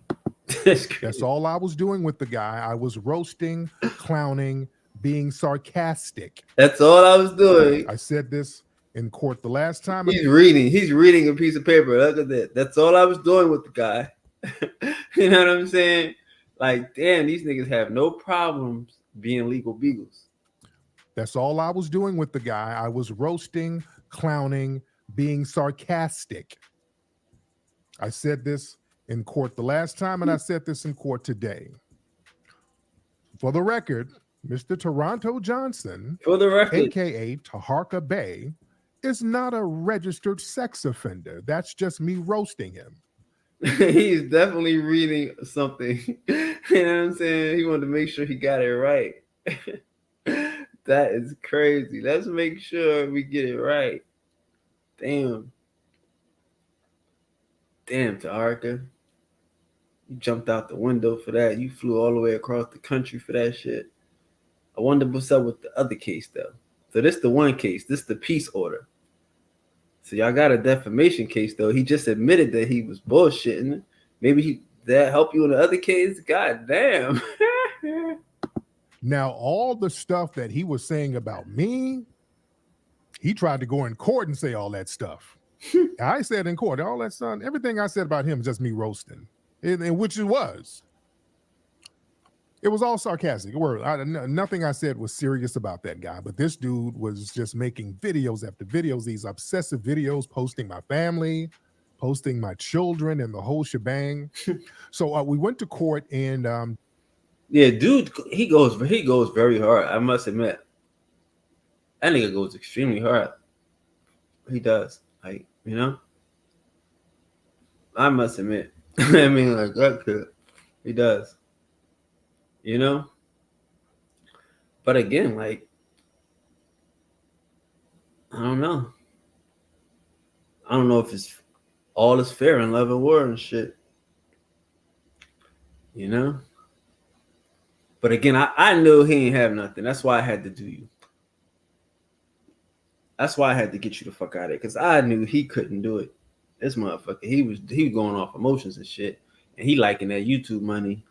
He ain't serious. He ain't had nothing against you. Like, he couldn't end you. He couldn't get you the fuck out of here. But now you gotta focus on suing niggas and shit. You know what I mean? Like, you had him in his pocket where you ain't have to sue the nigga and shit. You know what I'm saying? But then once I kicked over your sandcastle, now you got to sue this nigga. You got to fire D-Tub, man. You got to make sure people can't use your material and shit. You know what I'm saying? Because this shit right now, you feel like you in a rebuild. I get it. You're in a reboot and shit. So you have no problem out here apologizing, or not apologizing, but just for the record. What did he say? For the record. I was just roasting this nigga. I was just embarrassing this nigga, killing him on social media, fucking up his social credit. You know. Did you tell the judge you smacked the shit out of him? That's all that stuff. Everything I said about him is just me roasting, and which it was. Which it was. It was all sarcastic. Nothing I said was serious about that guy. But like, that's some, like, you know what I mean? Like, again, I'm telling you, that's some Diddy shit. God, watch these niggas. These niggas think they so powerful. They play so tough and shit. I'm telling you, if you hit a nigga, you gotta hit a nigga. You out here playing with these niggas and they'll go in court. Nigga, I'm sorry. I'm just joking. I didn't take it that far. Like, you know, they don't have no problems licking their wounds and shit. You know what I'm saying? It's going to happen. I told you, this nigga make a joke about shitting on himself. Why you worried? I mean, why Why would you even go to court on this nigga? But this dude was just making videos after videos, these obsessive videos, posting my family, posting my children, and the whole shebang. So we went to court in December. It was a sister who was the judge, saw the evidence and said, okay, yeah, I'm going to grant the peace order. Hey, And so congratulations. he didn't want to just take that L. So instead of taking that L, he went and filed an appeal. Because in the state of Maryland, you're allowed to file an appeal if you get a peace order put on you, because it's going to go on your permanent record. Like this nigga, like it's going to go on your permanent record. You fuck around, got to give up your gun. You can't, you know what I mean? You can't get certain shit, like certain clearances, because you a stalker basically and shit. This shit says he's gonna go on your permanent record. You might not be able to move into like one of those residents, like those resident organizations and shit. You know what I'm saying? He put that shit on this nigga permanent record because he couldn't end him. He couldn't kill him. He made the shit into a business and shit. So what happened today then, Tariq? And he filed an appeal. So we had the new hearing with a higher up judge today. And this judge was no nonsense. So he lost again. And this time the judge threw the book at him. I am. So yeah, he went up in court with all that plebiscite babbling. Oh my Lord. The judge didn't take too kindly to all that plebiscite babbling. Did he have look, that plebiscite babble don't work in the real world at all? A Moor did what a Moor does, right? Lose in court. That is crazy, bro. What's wrong with these Moors and shit? Whoever thought a Moor had a chance in the legal system? That's crazy. Look at his face and shit. Like, he knew that the Moor was going to lose. You know what I mean? Like, you knew that Moor was going to lose with that mumbo jumbo, that Moorish mumbo jumbo, that I'm sovereign. Like, he probably went in there with that I'm sovereign citizen shit. Went in there with a fez on. Went in there holding a laws book, a black laws dictionary and shit. Telling the judge, you don't know the law. Address me as a free white person. You black. You need to come down off that thing. I'm the sovereign in there. He probably served the judge with a writ. That is crazy and shit. He probably put a lien on the judge house, the whole shit. Like, the judge was like, yo, man, all this shit. Everything will argue the case and shit. He wanted to challenge the jurisdiction. He wanted to, you know what I mean? He wanted to look at the fringes on the flag and shit. Toronto, sit your dumb ass down. No, we got to check the flag because we under maritime law. And you go over there and lose to this nigga and shit. The Moor lost in court. Duh. The plebiscite battle don't work in the real world. Yeah, they saw this weird obsession. They're looking at him like, what is wrong with you? Obsession for men. They're looking at it like, man, what is wrong with you? And let me tell you something. The case this case set a new legal precedent in the state of Maryland, because there's never been a case like this that was granted where online harassment is concerned. You see? Because a lot of people out there, to be honest, people who get harassed online, a lot of black folks out there who get targeted by these Taharka Bay types, they really just don't have the money for a lawyer. But damn it, I do. Money for plane tickets, all that shit. Damn it, I do. Damn it, I do. That's a damn shame, boy. That's what I'm saying. Like, you gonna go up in the court talking about something. Yeah, he an agent. He working for the law. You gonna go to the law talking about he an agent. He working for the law. You gonna go to a judge talking about he an informant. He informing on the law. Like, what? That's what the judge needs. The judge needs informants. The judge needs law enforcers. Like, he is the judge's friend. You keep playing around with this shit, bro. Like I said, nigga won't take me to court because if I'm gonna play with you, I'm gonna have something that you don't really want to be seen or heard. And then I ain't gonna keep dancing with you. Why you gotta keep dancing with him, huh? That's the problem. These niggas want to keep dancing with him and shit. Every time you look around and shit, he had another video with the nigga and shit. You be like, what's wrong with you, Target? Huh? What's wrong with you? You okay? He got another video. He want to dance with this nigga and shit. Like, god damn, why you always dancing with this nigga? So he lost in court. He kept it quiet. Grind on me, ay. Quiet. Baby, grind on me. You don't want to dance with Grind on me. You want to dance with the Indians. Baby, grind on me. You want to dance with Indians. Yo, what the fuck was that? This nigga want to dance with Indians now and shit. He done lost his mind and shit. Can we hear an update, Tarka? What's up? So, yeah, he went up in there with that plebiscite babbling. That don't work off the internet. And family, the judge, if Mr. Johnson, Toronto Johnson, aka Taharka Bay, who is not a registered sex offender. Let me reiterate that. This judge probably made him say that. Just comedy, sarcasm, and jokes. He's not a registered sex offender. It's so easy to do that. Oh my God, it's so easy for him to do that.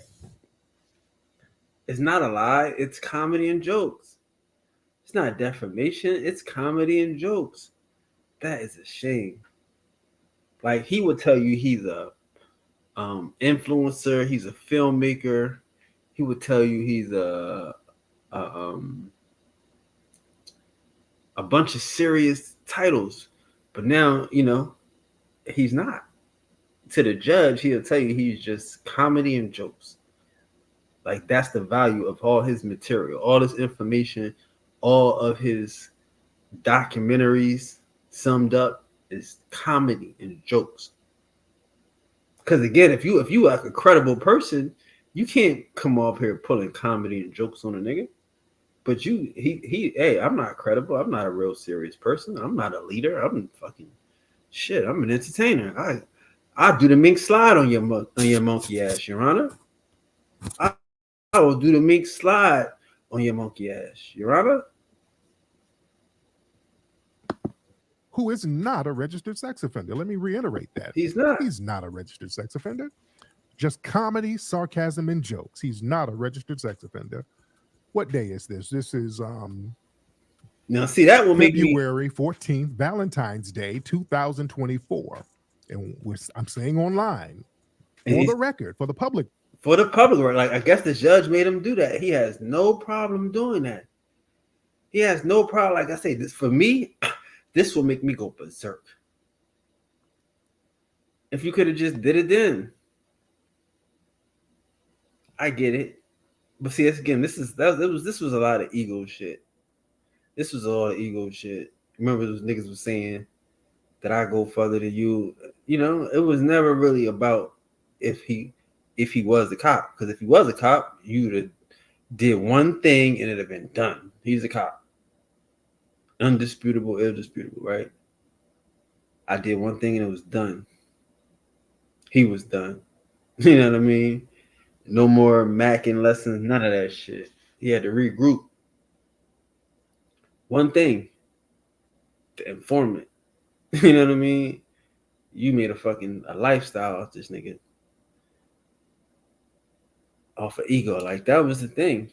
But he don't have no ego. You playing with a nigga that's fucking weird and don't have an ego and shit. That's what I be telling. The nigga said he shitting on himself. What kind of ego do he got? Clown shit, monkey shit. He ain't got no ego. Y'all gotta be careful with these type of niggas, these type of people.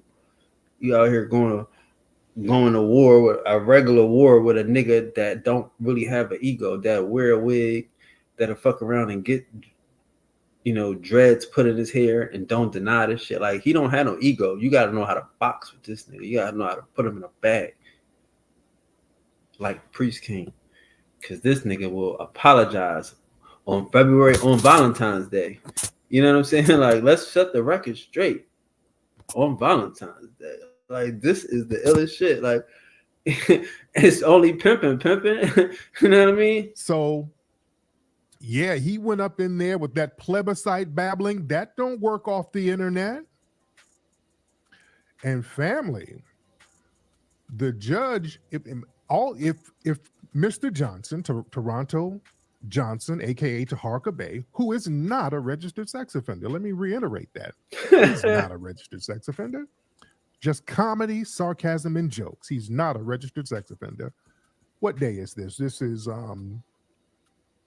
February 14th, Valentine's Day, 2024. And I'm saying online, for the record, for the public record, Toronto Johnson, Taharka Bay is not a registered sex offender, but he is documented for harassing now. He is documented for harassing. And he doubled down. There is actually an active peace order against him now. Oh, dog. All right. And if you fuck around with the police, like he the nigga had to pop his collar. He ain't even got no collar on and shit. He had to pop his sweat jacket. Look at him popping his jacket. Look at him. You see? He does have an active one now. Cool shit. Putting cases on niggas. Where that's cool at? What fucking game that's cool at and shit? I understand, but the way you saying it, man, he got an active case on him now and shit. Huh? You got paper on him now and shit. You done put the nigga on paper. What hood you from again? What part of Alabama you from? Because I know you ain't from Detroit with that type of shit.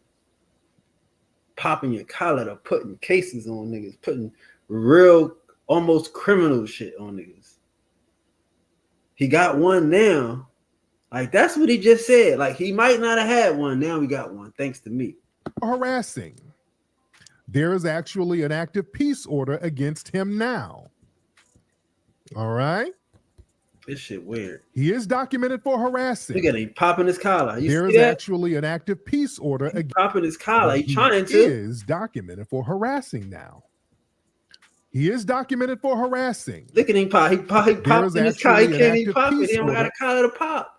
That's the weirdest shit. I would go crazy if I was Taharka. I would be under the bus, under the jail. If a nigga try to pop his collar because he put me on paper. Are you crazy?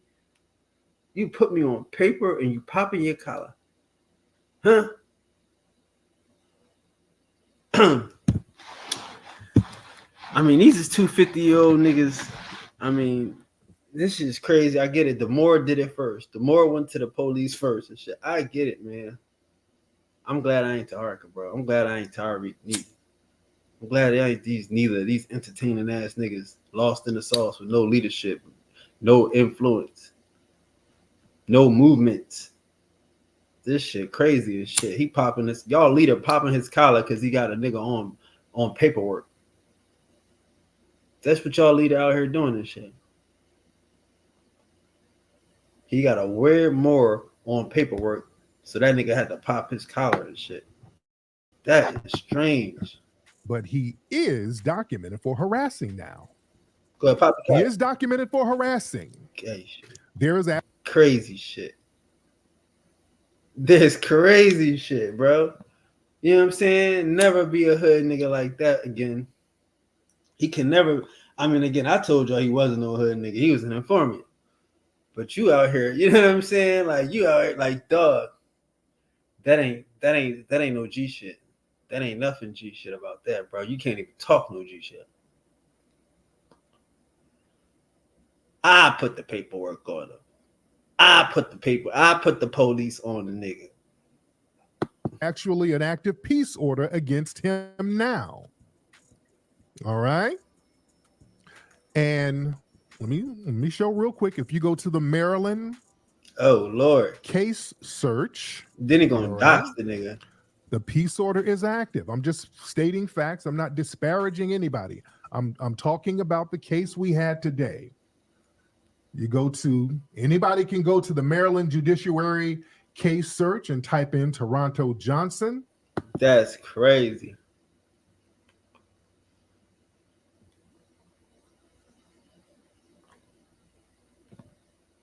That's crazy. This nigga doxing this motherfucker. He doxing this nigga and shit. Straight up. You know what I'm saying? Like, straight up. What is going on over here? You know what I'm saying? Like, what is going on with Toronto, bro? I hope this ain't like an alphabetical order and shit. Like, what is going on?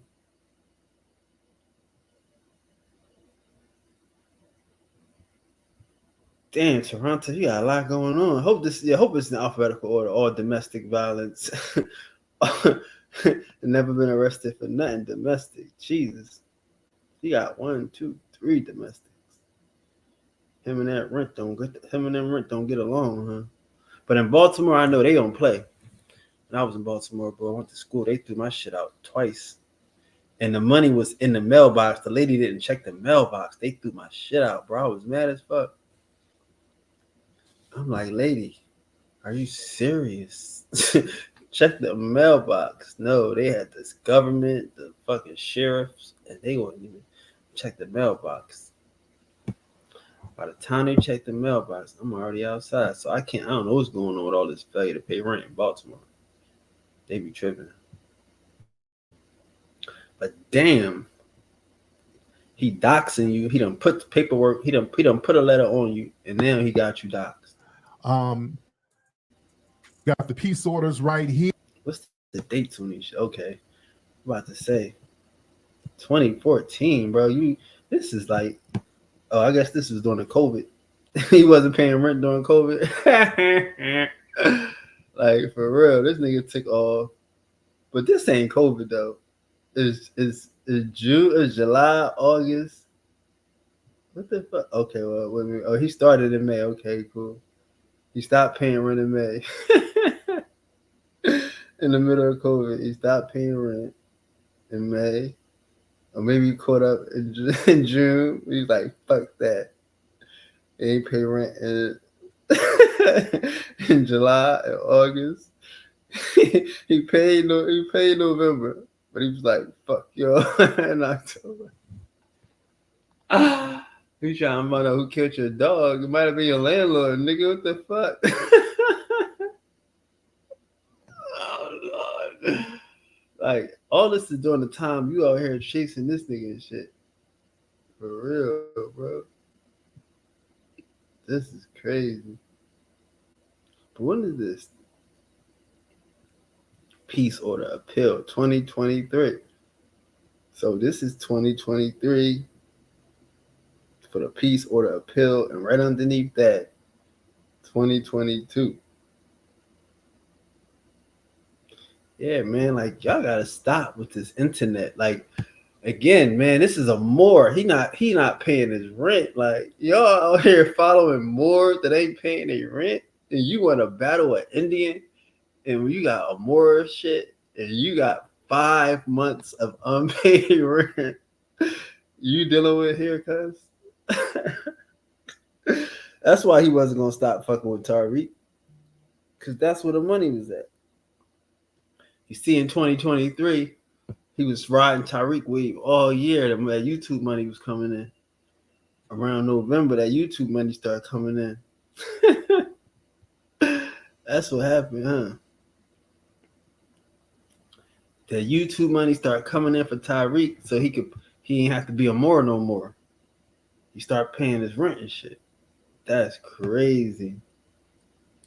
And now that Tariq money going, he ain't trying to go back to that to that Towson District Court. Good thing he went to Baltimore City, because they know him at Towson. This y'all Moorish leader and shit right here. I mean, 2022 ain't that long ago, brother. I'm sorry, not October 2022. That's not that long ago. That's around the time he might have got smacked in the face. Think about this shit. Think about this. Let's find out. When did this nigga get smacked in the face? That might have been around the same time. You know what I'm saying? Like, he was trolling for real. Like, a nigga desperate. You gotta pay bills. He getting donations and shit. He not even paying his bills. He taking trips with the family and he not even paying his bills. He buying microphones and making rap albums, and this nigga not paying rent. Like, what's going on here? He's sovereign, y'all. Y'all got a more that's like all this shit. Like, why don't he tell y'all that he don't use this sovereign bullshit? That sovereignty don't work for him. He got to go to district court. I ain't hating y'all, but I'm just saying this is atrocious. Does the Moor want to disrespect some Indians when he can't pay his rent in the not so distant past? Like, come on, nigga. We know what this is, Taharka. We know what this is. We coming up on the 5th. You know what I mean? Like, the nigga getting chills. we coming up on March. He getting chills right now. He not gonna let that because if it's March that right, what's this? January, February, March, April, right? April is the 4th month, right? That's crazy. So this nigga for April. Took him to court in March and May. So yeah, when April come around, he gonna go crazy. Cause he ain't got no Tariq Nasheed to get no call from. He got a peace order now. So now he gotta chase Indians and shit. And that ain't gonna work. Because Indians get the money. And that's a damn shame, bro. Damn. I would have never thought this nigga got 1, 2, 3, 4 failures to pay rent in the same 5, 6 months, 7-month period. Like, this is not a real thing. He be online talking about, as long as I got my hands, as long as I got this tool. Look at this tool. See this tool? I ain't got to be online begging. I don't need no money. I don't do this. Da da da da. I wonder if he was doing some more shit when he wasn't paying rent. Like, did he write a writ? Was he trying to, sue the judge? What's going on here? Or did he just pay the rent each time? Like, this is some crazy ass shit, boy. Damn. Here, that's where he appealed last month. All right, he appealed last month. And hold on. And Tardit not even talking about this nigga not paying rent. How you do that? He got lucky. Well, how you ain't talking about this nigga got 4 failures to pay? With the fancy TV screen in the back and shit. You know what I mean? He got wood grain hanging. This nigga got marble stone hanging on the wall and shit. Prophet's at a picture of a noble prophet, Noble Jew Ali, and he can't pay his rent. He about to be evicted every other week, and he missed it. He's so caught up in I put a case on this nigga. That's crazy. He's so caught up in I informed on this nigga that he won't even let the nigga inform on his own self that Moorish science is defunct. That Moorish science ain't worth shit. Don't have no value. That Moorish science that had you out here struggling to pay your rent with your wife and your kids, nigga. Talk your shit. That's fucked up, nigga. Where your spirituality at?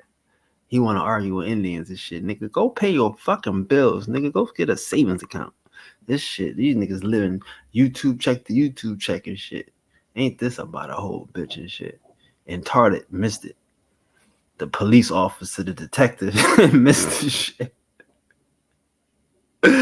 Yeah, boy. I hope Sarnetta watch this. I know Sarnetta gonna be somewhere licking his lips.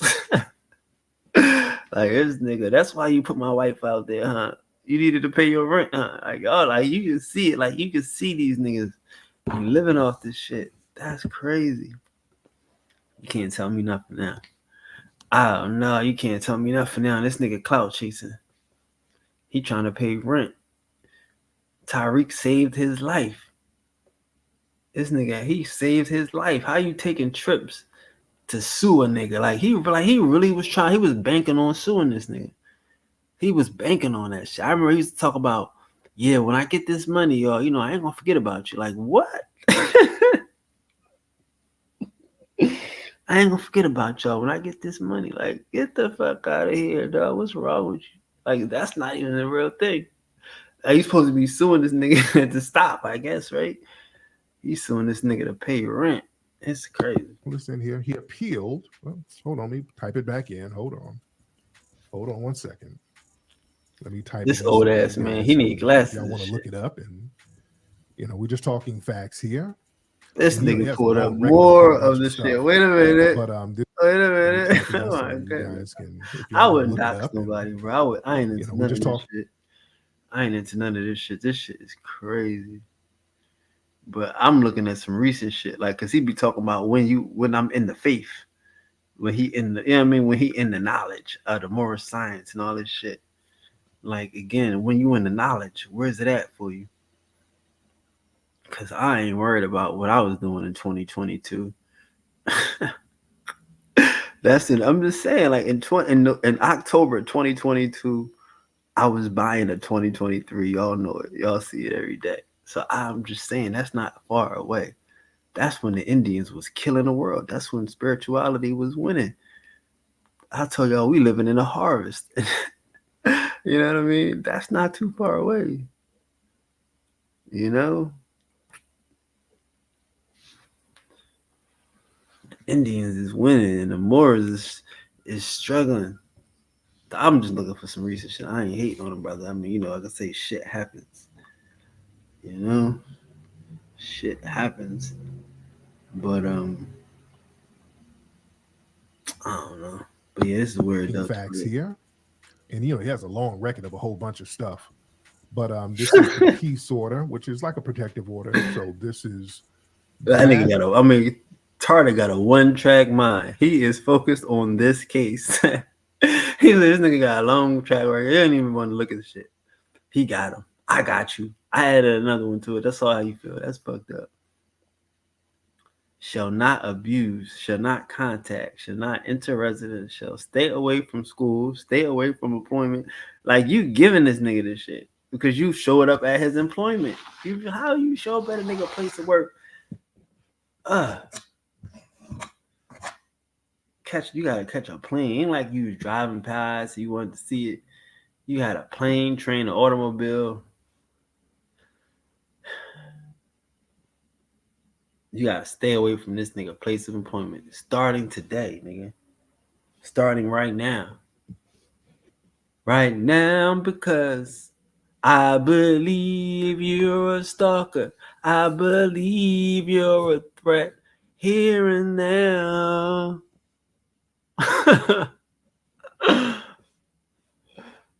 That motherfucker said here and now. You showing all the documents. Like, I've never seen this type of fucking tough nigga shit on the world. This some tough nigga shit right here. This the new gangster. Tariq Nasheed is the new gangster. Like, for real. I'll put a case on you. I'll put a spell on you. I'll put a case on you. Look, y'all. Look what I did, y'all. I got him right here. Look at this. District Court for Baltimore City, y'all. I got him. That was me. Yeah. And he tried to appeal this shit. But I got him again. Saying all of the stuff that this was the initial one. Stay away from me. I'm glad they took my name, my information out of here. Shall not abuse, shall not contact, stay away from employment, stay away from school. The final. So he tried to appeal that. Like, how do you, so, yeah, because I guess the thing, first of all, you don't want this on your record. You don't. That's crazy. You don't want none of this shit that you gotta keep the peace. Niggas got to have the peace enforced. That's crazy. But what does it mean to shall not abuse? Like, how do you abuse a nigga? You abusing a nigga over the internet? Damn. These niggas playing games. They playing games because I'm going to abuse your mind over the internet. Oh, yeah. Tarded. Tarded not shit. That nigga said, y'all shall not abuse the FBI agent. How did you get a not abuse on an FBI agent? Like, that is crazy. On a public official, a public servant. He got to do not abuse and shit. This is retarded. And the appeal was thrown out. What's the date? Where's the date? Where's the? I'm trying to get these. It's a little sketchy here. So this is where the appeal was thrown out today, and it was granted. You see right here where it says granted, the peace order was actually granted. Granted. All right. Look at you highlight it. Peace order was granted today. That nigga proud of his work. Look at that shit. He is proud of his work. You know what I mean? Like, for real, he probably get a bonus. Shit. Hey, man, court cases, a court appearance is a court appearance. You know what I mean? The police don't care. You got to pay them for court appearances and shit. You know what I'm saying? He's so proud of his work. This is a shame and shit. He ain't got nothing else going on but to sue this nigga. He hope everything gonna go all right. Cause he sue. I mean, this is the opposite. This like you done just made street gangs an accessory. Like street gangs now is for the is for informants. Street gangs is the police, nigga. No Jumper is the police, nigga.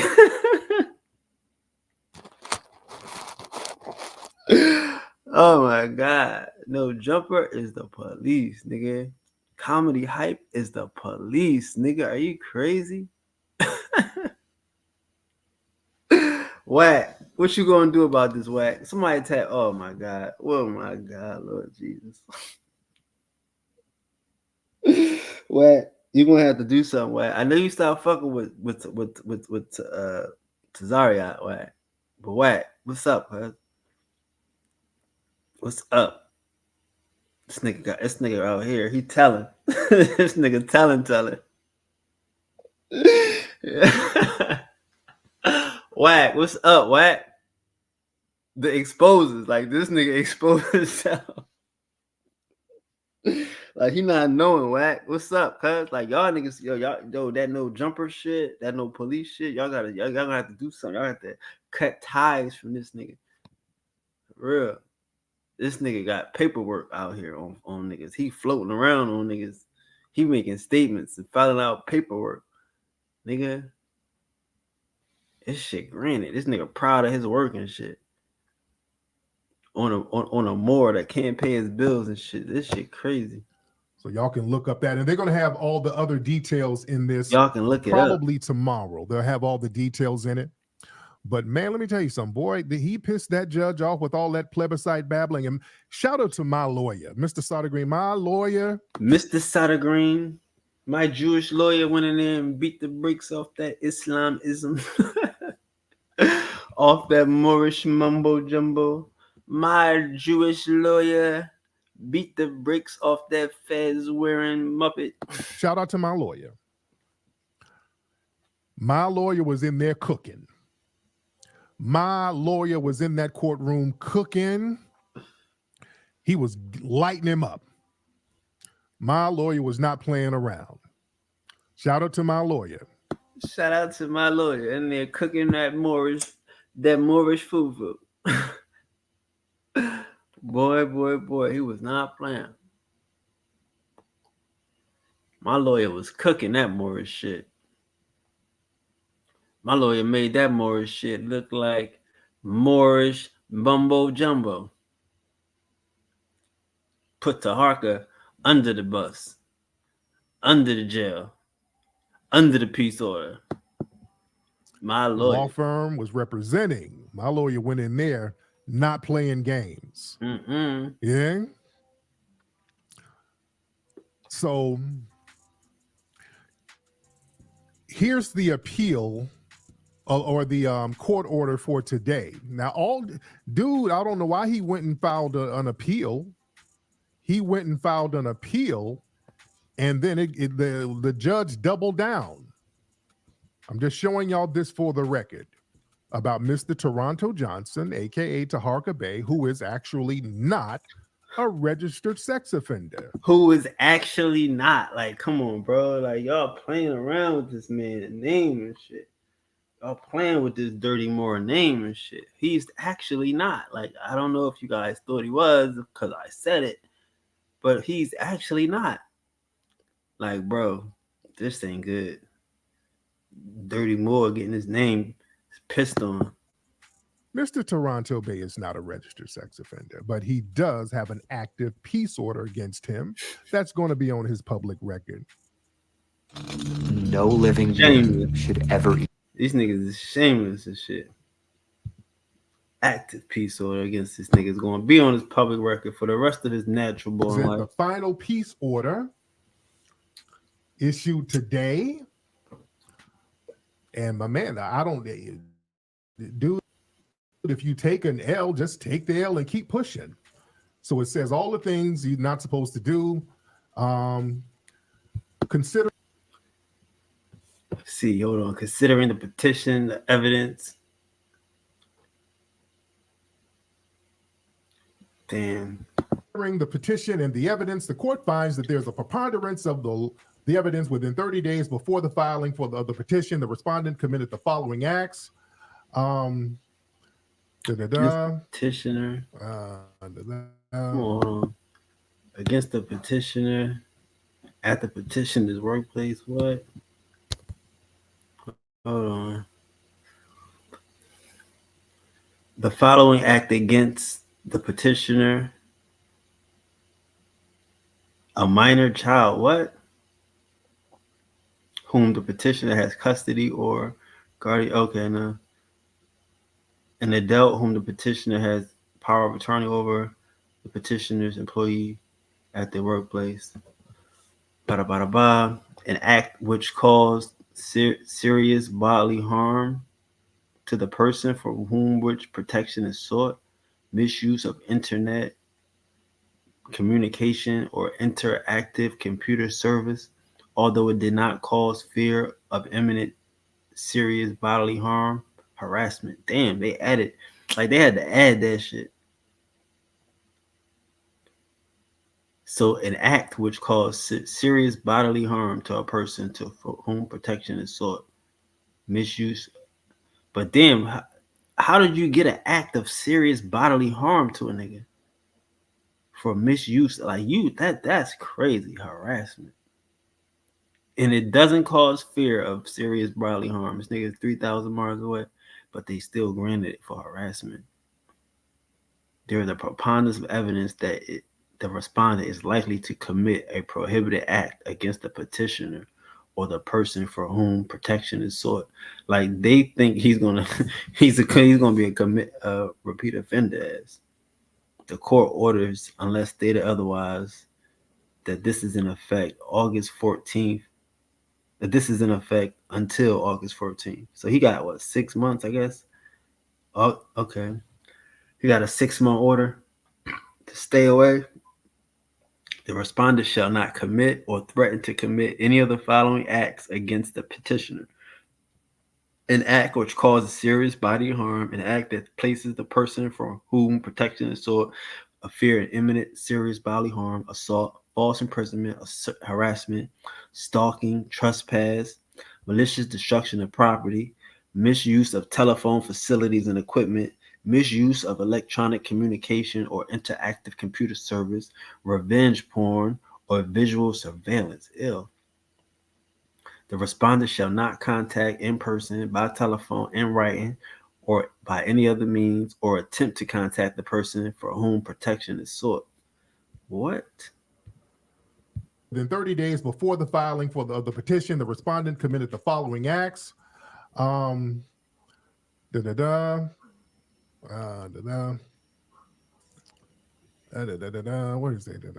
This is crazy. All right, the respondents shall not commit or threaten to commit any of the following acts against me, bodily harm, false imprisonment, misuse of telephone facilities, equipment, misuse of electronic communications. That means YouTube, Twitter, or interactive computer services, revenge porn, or visual surveillance. And here's the kicker. Let me see. Stay away from me, the children. Stay away from the Hidden History Museum at 2131 West Jefferson Boulevard. Shout out to the Honorable Lawrence Fletcher Hill, the judge. Hold on, what did that say? Additional relief within 24 hours, respondent shall completely remove from his YouTube channel any other any other internet site with his control any video or other post that contains any reference to the petition or any person related to the petition about blood. Oh wow, yikes! That's how you glossing over that shit. Damn, he made that nigga take to, yeah, that's why Tariq going crazy. The judge made that nigga take down. Damn. Within 24 hours, shall completely remove from his YouTube channel any and any other internet site with his control any video or other post that contains any reference. Now, you can't even reference the nigga or any person related to the petitions about blood or marriage. So he got 6 months to stay away from this shit. 6 months, he gonna lose all his YouTube money. Stay away from the Hidden History Museum at 2131 West Jefferson Boulevard. Shout out to the Honorable Lawrence Fletcher Hill, the judge, phenomenal judge. Now here's the kicker. The judge threw this in. Within 24 hours, respondent, Toronto Johnson, aka Taharka Bay, shall completely remove from his YouTube channel and any other internet site within his control any video or other post that contains any reference to petitioner, me, or any person related to the petitioner by blood or marriage. So the judge told him, take down every video you have of Tariq Nasheed. Every video, every posting, take them down. So the judge doubled down on it. And he has to do it within 24 hours, or they put this in here.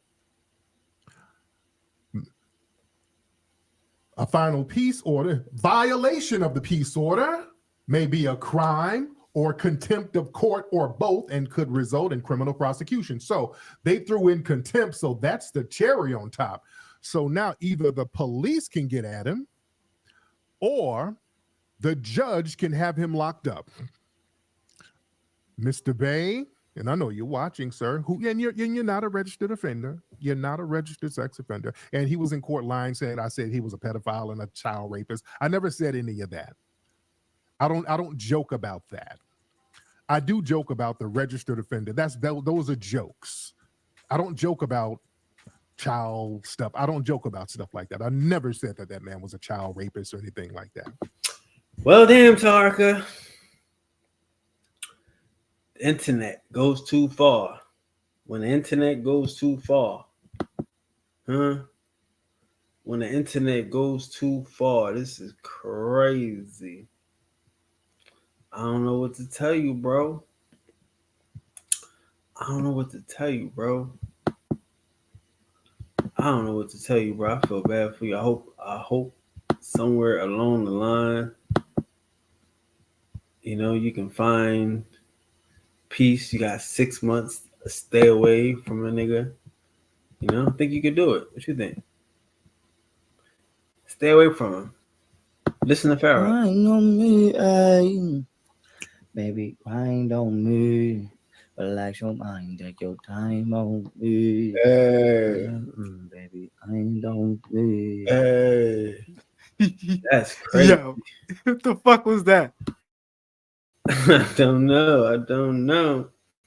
They got my man setting precedent. They done told him to take it down now in 24 hours, clown. That is retarded. I must agree. I must admit, come on, guys, you have to admit that is crazy.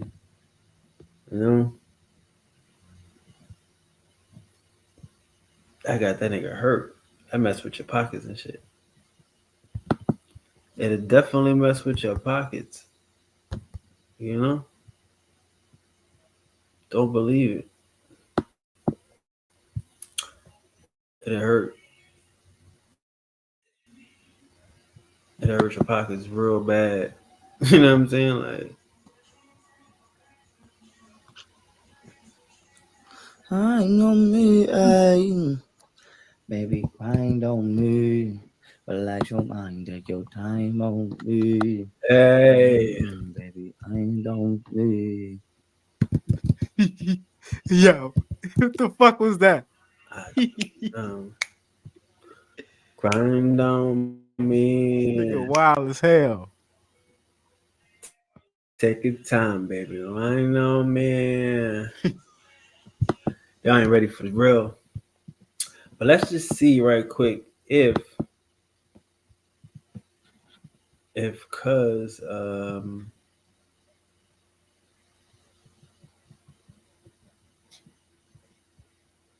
took down his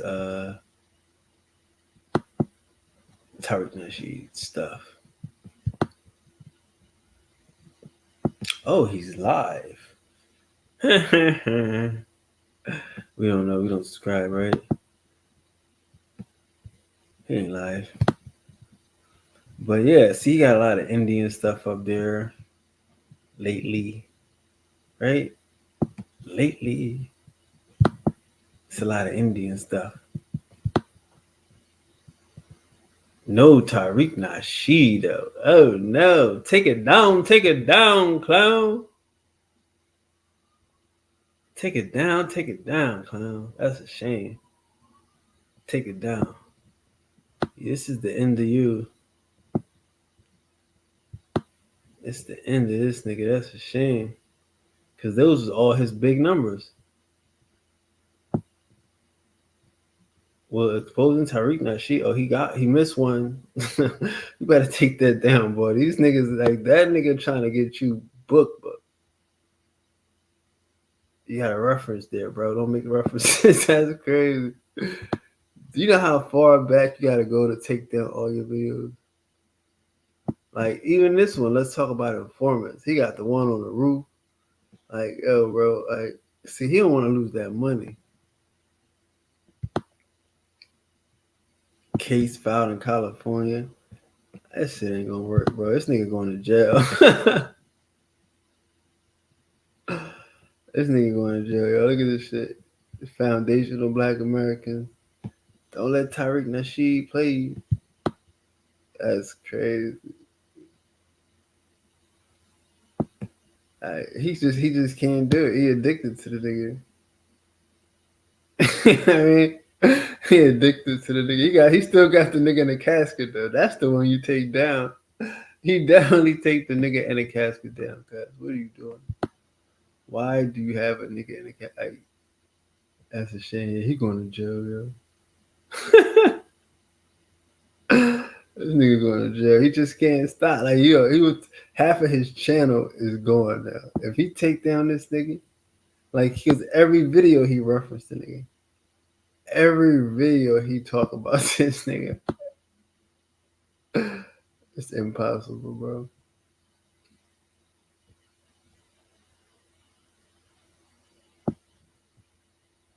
That's crazy.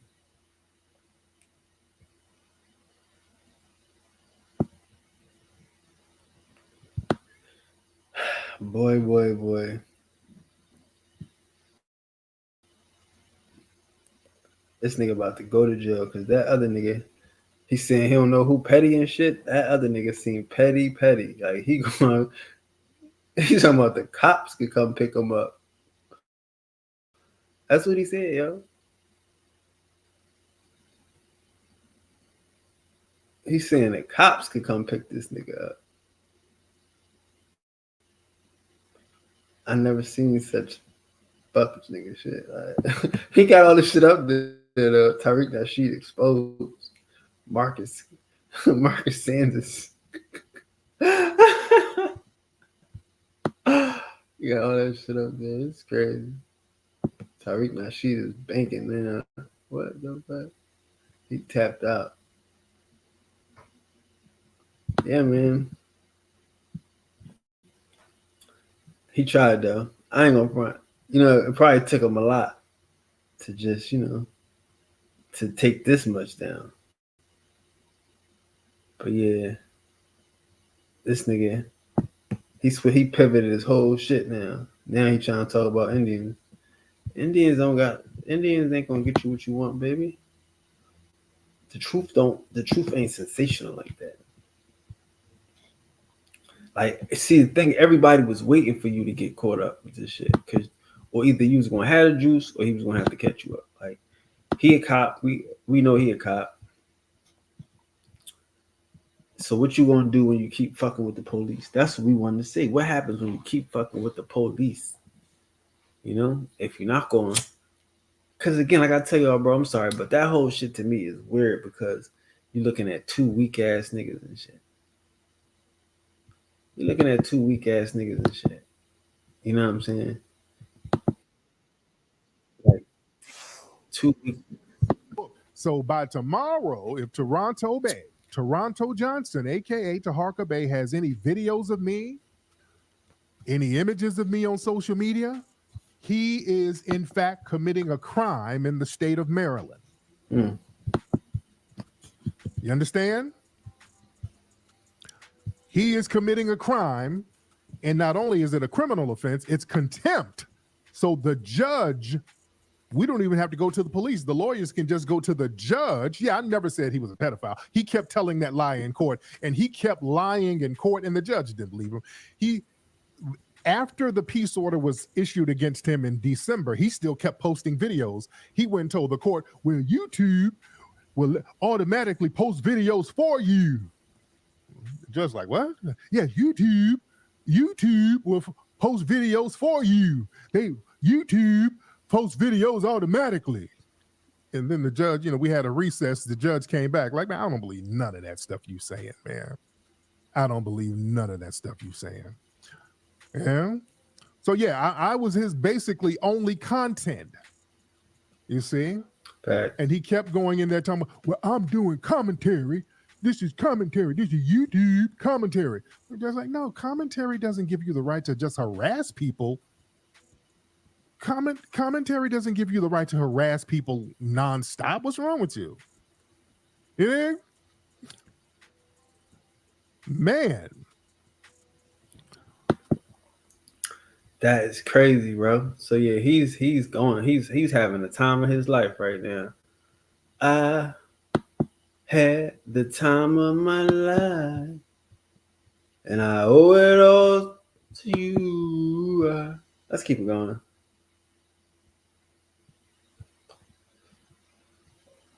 I'll say we was gonna get into this because this is just how you end the show. But like I said, I was drugged. I said a lot of shit I didn't need to say. But what I know for a fact is he threatened to kill my son, mom. That's a fact. He did. The NOI did do that, and Polite did scam me, and Dr. Mayat did try to line me up, and Rashad Jamal did threaten to kill my kids, and Nature Boy did say he was gonna rape me, and World News do keep trolling me and harassing my family. And so what I'm gonna do is I'm about to have the FBI. Wait a minute. Don't just breeze over that shit. That nigga just said something crazy about Nature Boy. He threatened to kill my son, mom. That's a fact. He did. The NOI did do that, and Polite did scam me, and Dr. Mayat did try to line me up, and Rashad Jamal did threaten to kill my kids, and Nature Boy did say he was gonna rape me, and World News do keep trolling me and harassing my family. And so what I'm gonna do is I'm about to have the FBI come sweep all y'all niggas as black extremists, and I'm about to go get money with the white man, and I'm not fucking with y'all niggas, and I don't give a fuck about none of y'all niggas. Y'all ain't give a fuck about me all my life. Don't come over here now, and I'm opening up a bank. The most I could do for y'all niggas. This nigga go on to crazy shit. You know we love Young Crazy. You know what I mean? Like, what the hell Young Crazy talking about now? This shit's sick. I said a lot of shit I didn't mean to say while I was drugged. But anyway, I said some shit about my kid's mom. You know what I'm saying? I said some shit about my kid's mom. I said some shit about my son, my man. I was drugged. I didn't. Could you go into detail about getting drugged? Because I'm sure a lot of people don't know about that. I will right after I'm done playing this clip. But Okay. even look at Martina. That's Martina. Let me skip up. So look, I don't know you. He said right. So I told the nigga, I said, I don't know you. He said right. Now, why is that important? I told that motherfucker I didn't know him in the joint, but let me go back right here. So now he's talking about Rashad Jamal, because I guess he on a hot seat right now. It's like this nigga's like, seems like he harboring pedophiles, right? Harboring SAs and shit. So they got him on a hot seat. You know? Poor hot seat Pharoah. Here we go right here. But I'm gonna let you push it. Here we go. Let you push it. Right?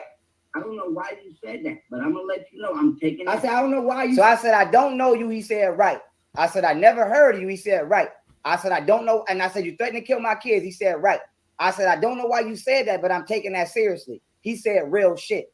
So my thing is, the nigga been clout chasing me since day one. He want to beat me so bad. And a lot of niggas want to, it's actually weird. But like I said, I figured out why all the niggas from Atlanta keep starting with me. And this ain't to speak from the whole Atlanta, because my rear general from Atlanta. But, you know, excluding real niggas, a lot of y'all niggas is gay. Like Nature Boy started beef with me on the internet after the same exact shit Rashad Jamal is doing is the same exact shit. You want to speak on that a little bit about how you say he stole your knowledge and started carbonation? Yeah, so this is what happened. The same exact shit Rashad Jamal is trying to do is the same exact shit Nature Boy did. Nature Boy linked with me when I was in New York. I was with my son mom. You feel me? I had an event down there. The event was what I told y'all. Sinetter and them invited me to New York to do the Bibles based off astrology when they tried to embarrass me. So that clip that y'all see out there, that's when I was out there. My son mom was with me. Now peep game. Boom. I'm with my son mom. You feel me? Nature Boy gave me a ride to my interview. If you go watch on my lecture, I'm doing an interview called The Black Woman is God on the phone in the car. That's because we all had went out to eat and they called me while I was in the restaurant, but I didn't want to be, you know, I didn't want to be unprofessional. You know what I'm saying? To be in a restaurant giving an interview. So I went to sit inside the nigga car. Now, while I'm in the nigga car doing the interview, he come in there and turn the camera on and just start recording. But like I said, I never told that nigga to record that, but I'm glad he did because it captured the interview. But like I said, I was like, yo, let me go sit in your car. And that's how I sat in the nigga car. Now, peep game, the nigga give me a ride to the joint and he wasn't even supposed to come in. You feel me? It's me and my baby mom in there. Me and my son mom on Sinetter couch. Now, peep game. Sinetter like, yo, you could tell your ride to come upstairs if you want. I'm like, you know what I'm saying? Like that. I'm like, that's just a ride. Cool. But Sinetter like, I don't want to be rude. So he let the nigga come up. And that's how the nigga got on the couch. Now, from there, like I said, he ran out. Like I said, that sound like some agent crazy setup. We're gonna blame Sinetter for this shit. That's what that sound like. Sound like we gonna blame Sinetter for even bringing him on there, because Sinetter ain't gonna. He gonna deny it, and we don't matter because we all in the same gang. Nobody taking fucking. You know what I'm saying? Like nobody gonna take blame for fucking Nature Boy. It was the agent setup. Two niggas, both of them niggas, 2 for 1. Put them on the same fucking show. You know what I'm saying? That's how these agents be playing and shit. No Jumper, comedy hype, Sinetter. I don't know what the fuck he was doing, but from that little bit of standing next to me space, he ran off and started acting like we was right-hand men and we was best friends and we was both teaching the black woman is God. And if you watch that interview, in that interview, he was talking about we moving to Costa Rica. And I'm like, nigga, who the fuck is we? I'm like, nigga, we on parole. Don't be telling nobody I'm moving to Costa Rica. Nigga, I'm on parole. What the fuck is you speaking for me for? So he ain't say none of that shit. That's a shame, boy. This boy living in a fairy tale world and shit. Like, it look like them niggas was best of friends. And he's saying, he putting shit back and forth in order. Poor kid, bro. Like, his mind is probably mashed potatoes right now and shit. So now, boom. Like I said, a couple years go by and the nigga end up garnishing a whole fan base. But I didn't know. And then I found out motherfuckers over there getting herpes. He was over there whooping bitches' ass. A Spanish woman named Mama Dia died. So I felt guilty because I felt like this nigga garnished the fan base off of my teachings and using my name for clout. So I felt responsible to get on that nigga top. Now I say that. Pause. You gotta say pause. That nigga is, you talking about herpes. But yeah, he's a gay porn star. You know what I mean? With gay followers, we're doing gay, activities. Even had a transformer on the joint. Talking about something, he bought it. This is toy. Like, that nigga is warped. I can't even imagine being in a car with a nigga like that. I can't even imagine being in a car with a nigga like that. You ain't talk about the time you slept at the nigga house, though. See, he missing parts. I get it. It's a short interview. They don't know this nigga. But he already went through this with us, right?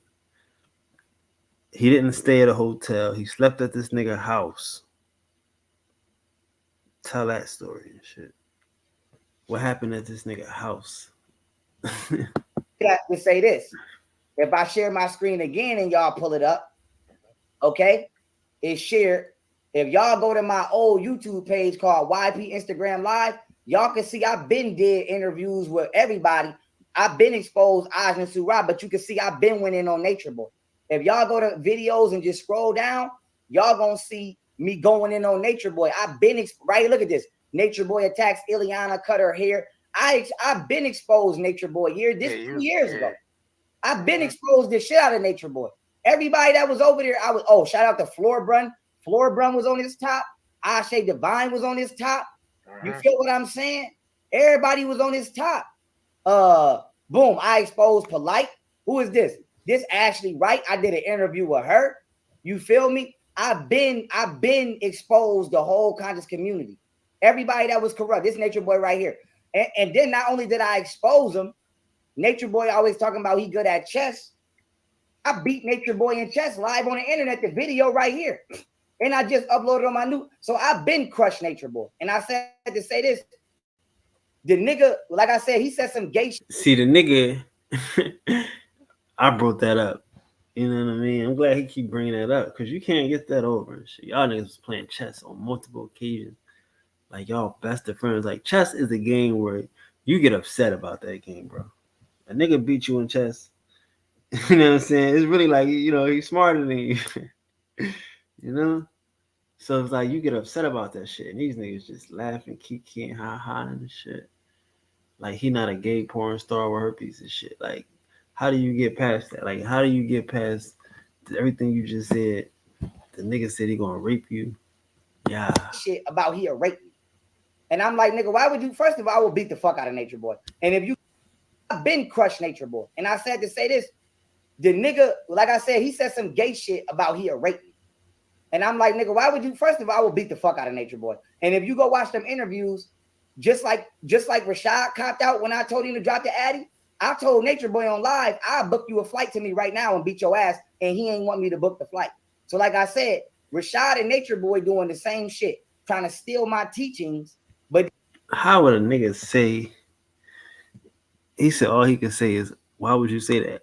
Like, what? I don't know, bro. This shit is crazy. But damn, bro, these some strange niggas, man.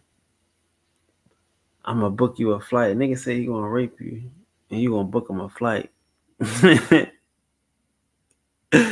That's strange. But yeah, man, these niggas is crazy, man. That is some crazy, fugazi, sheezy. You already know, man. I think that's where we're gonna end it today. No, sir. That's how we ended today. That was a good one. I don't know how crazy it gets, but that was as crazy as it can get. Definitely make sure you hit the like button on the way out. Appreciate you for stopping through. Nobody told you today. I love you. Love being in love with you. That was messy. It gets real messy in the mornings. I love it. Man. Let me know what y'all think in the comments. Peace.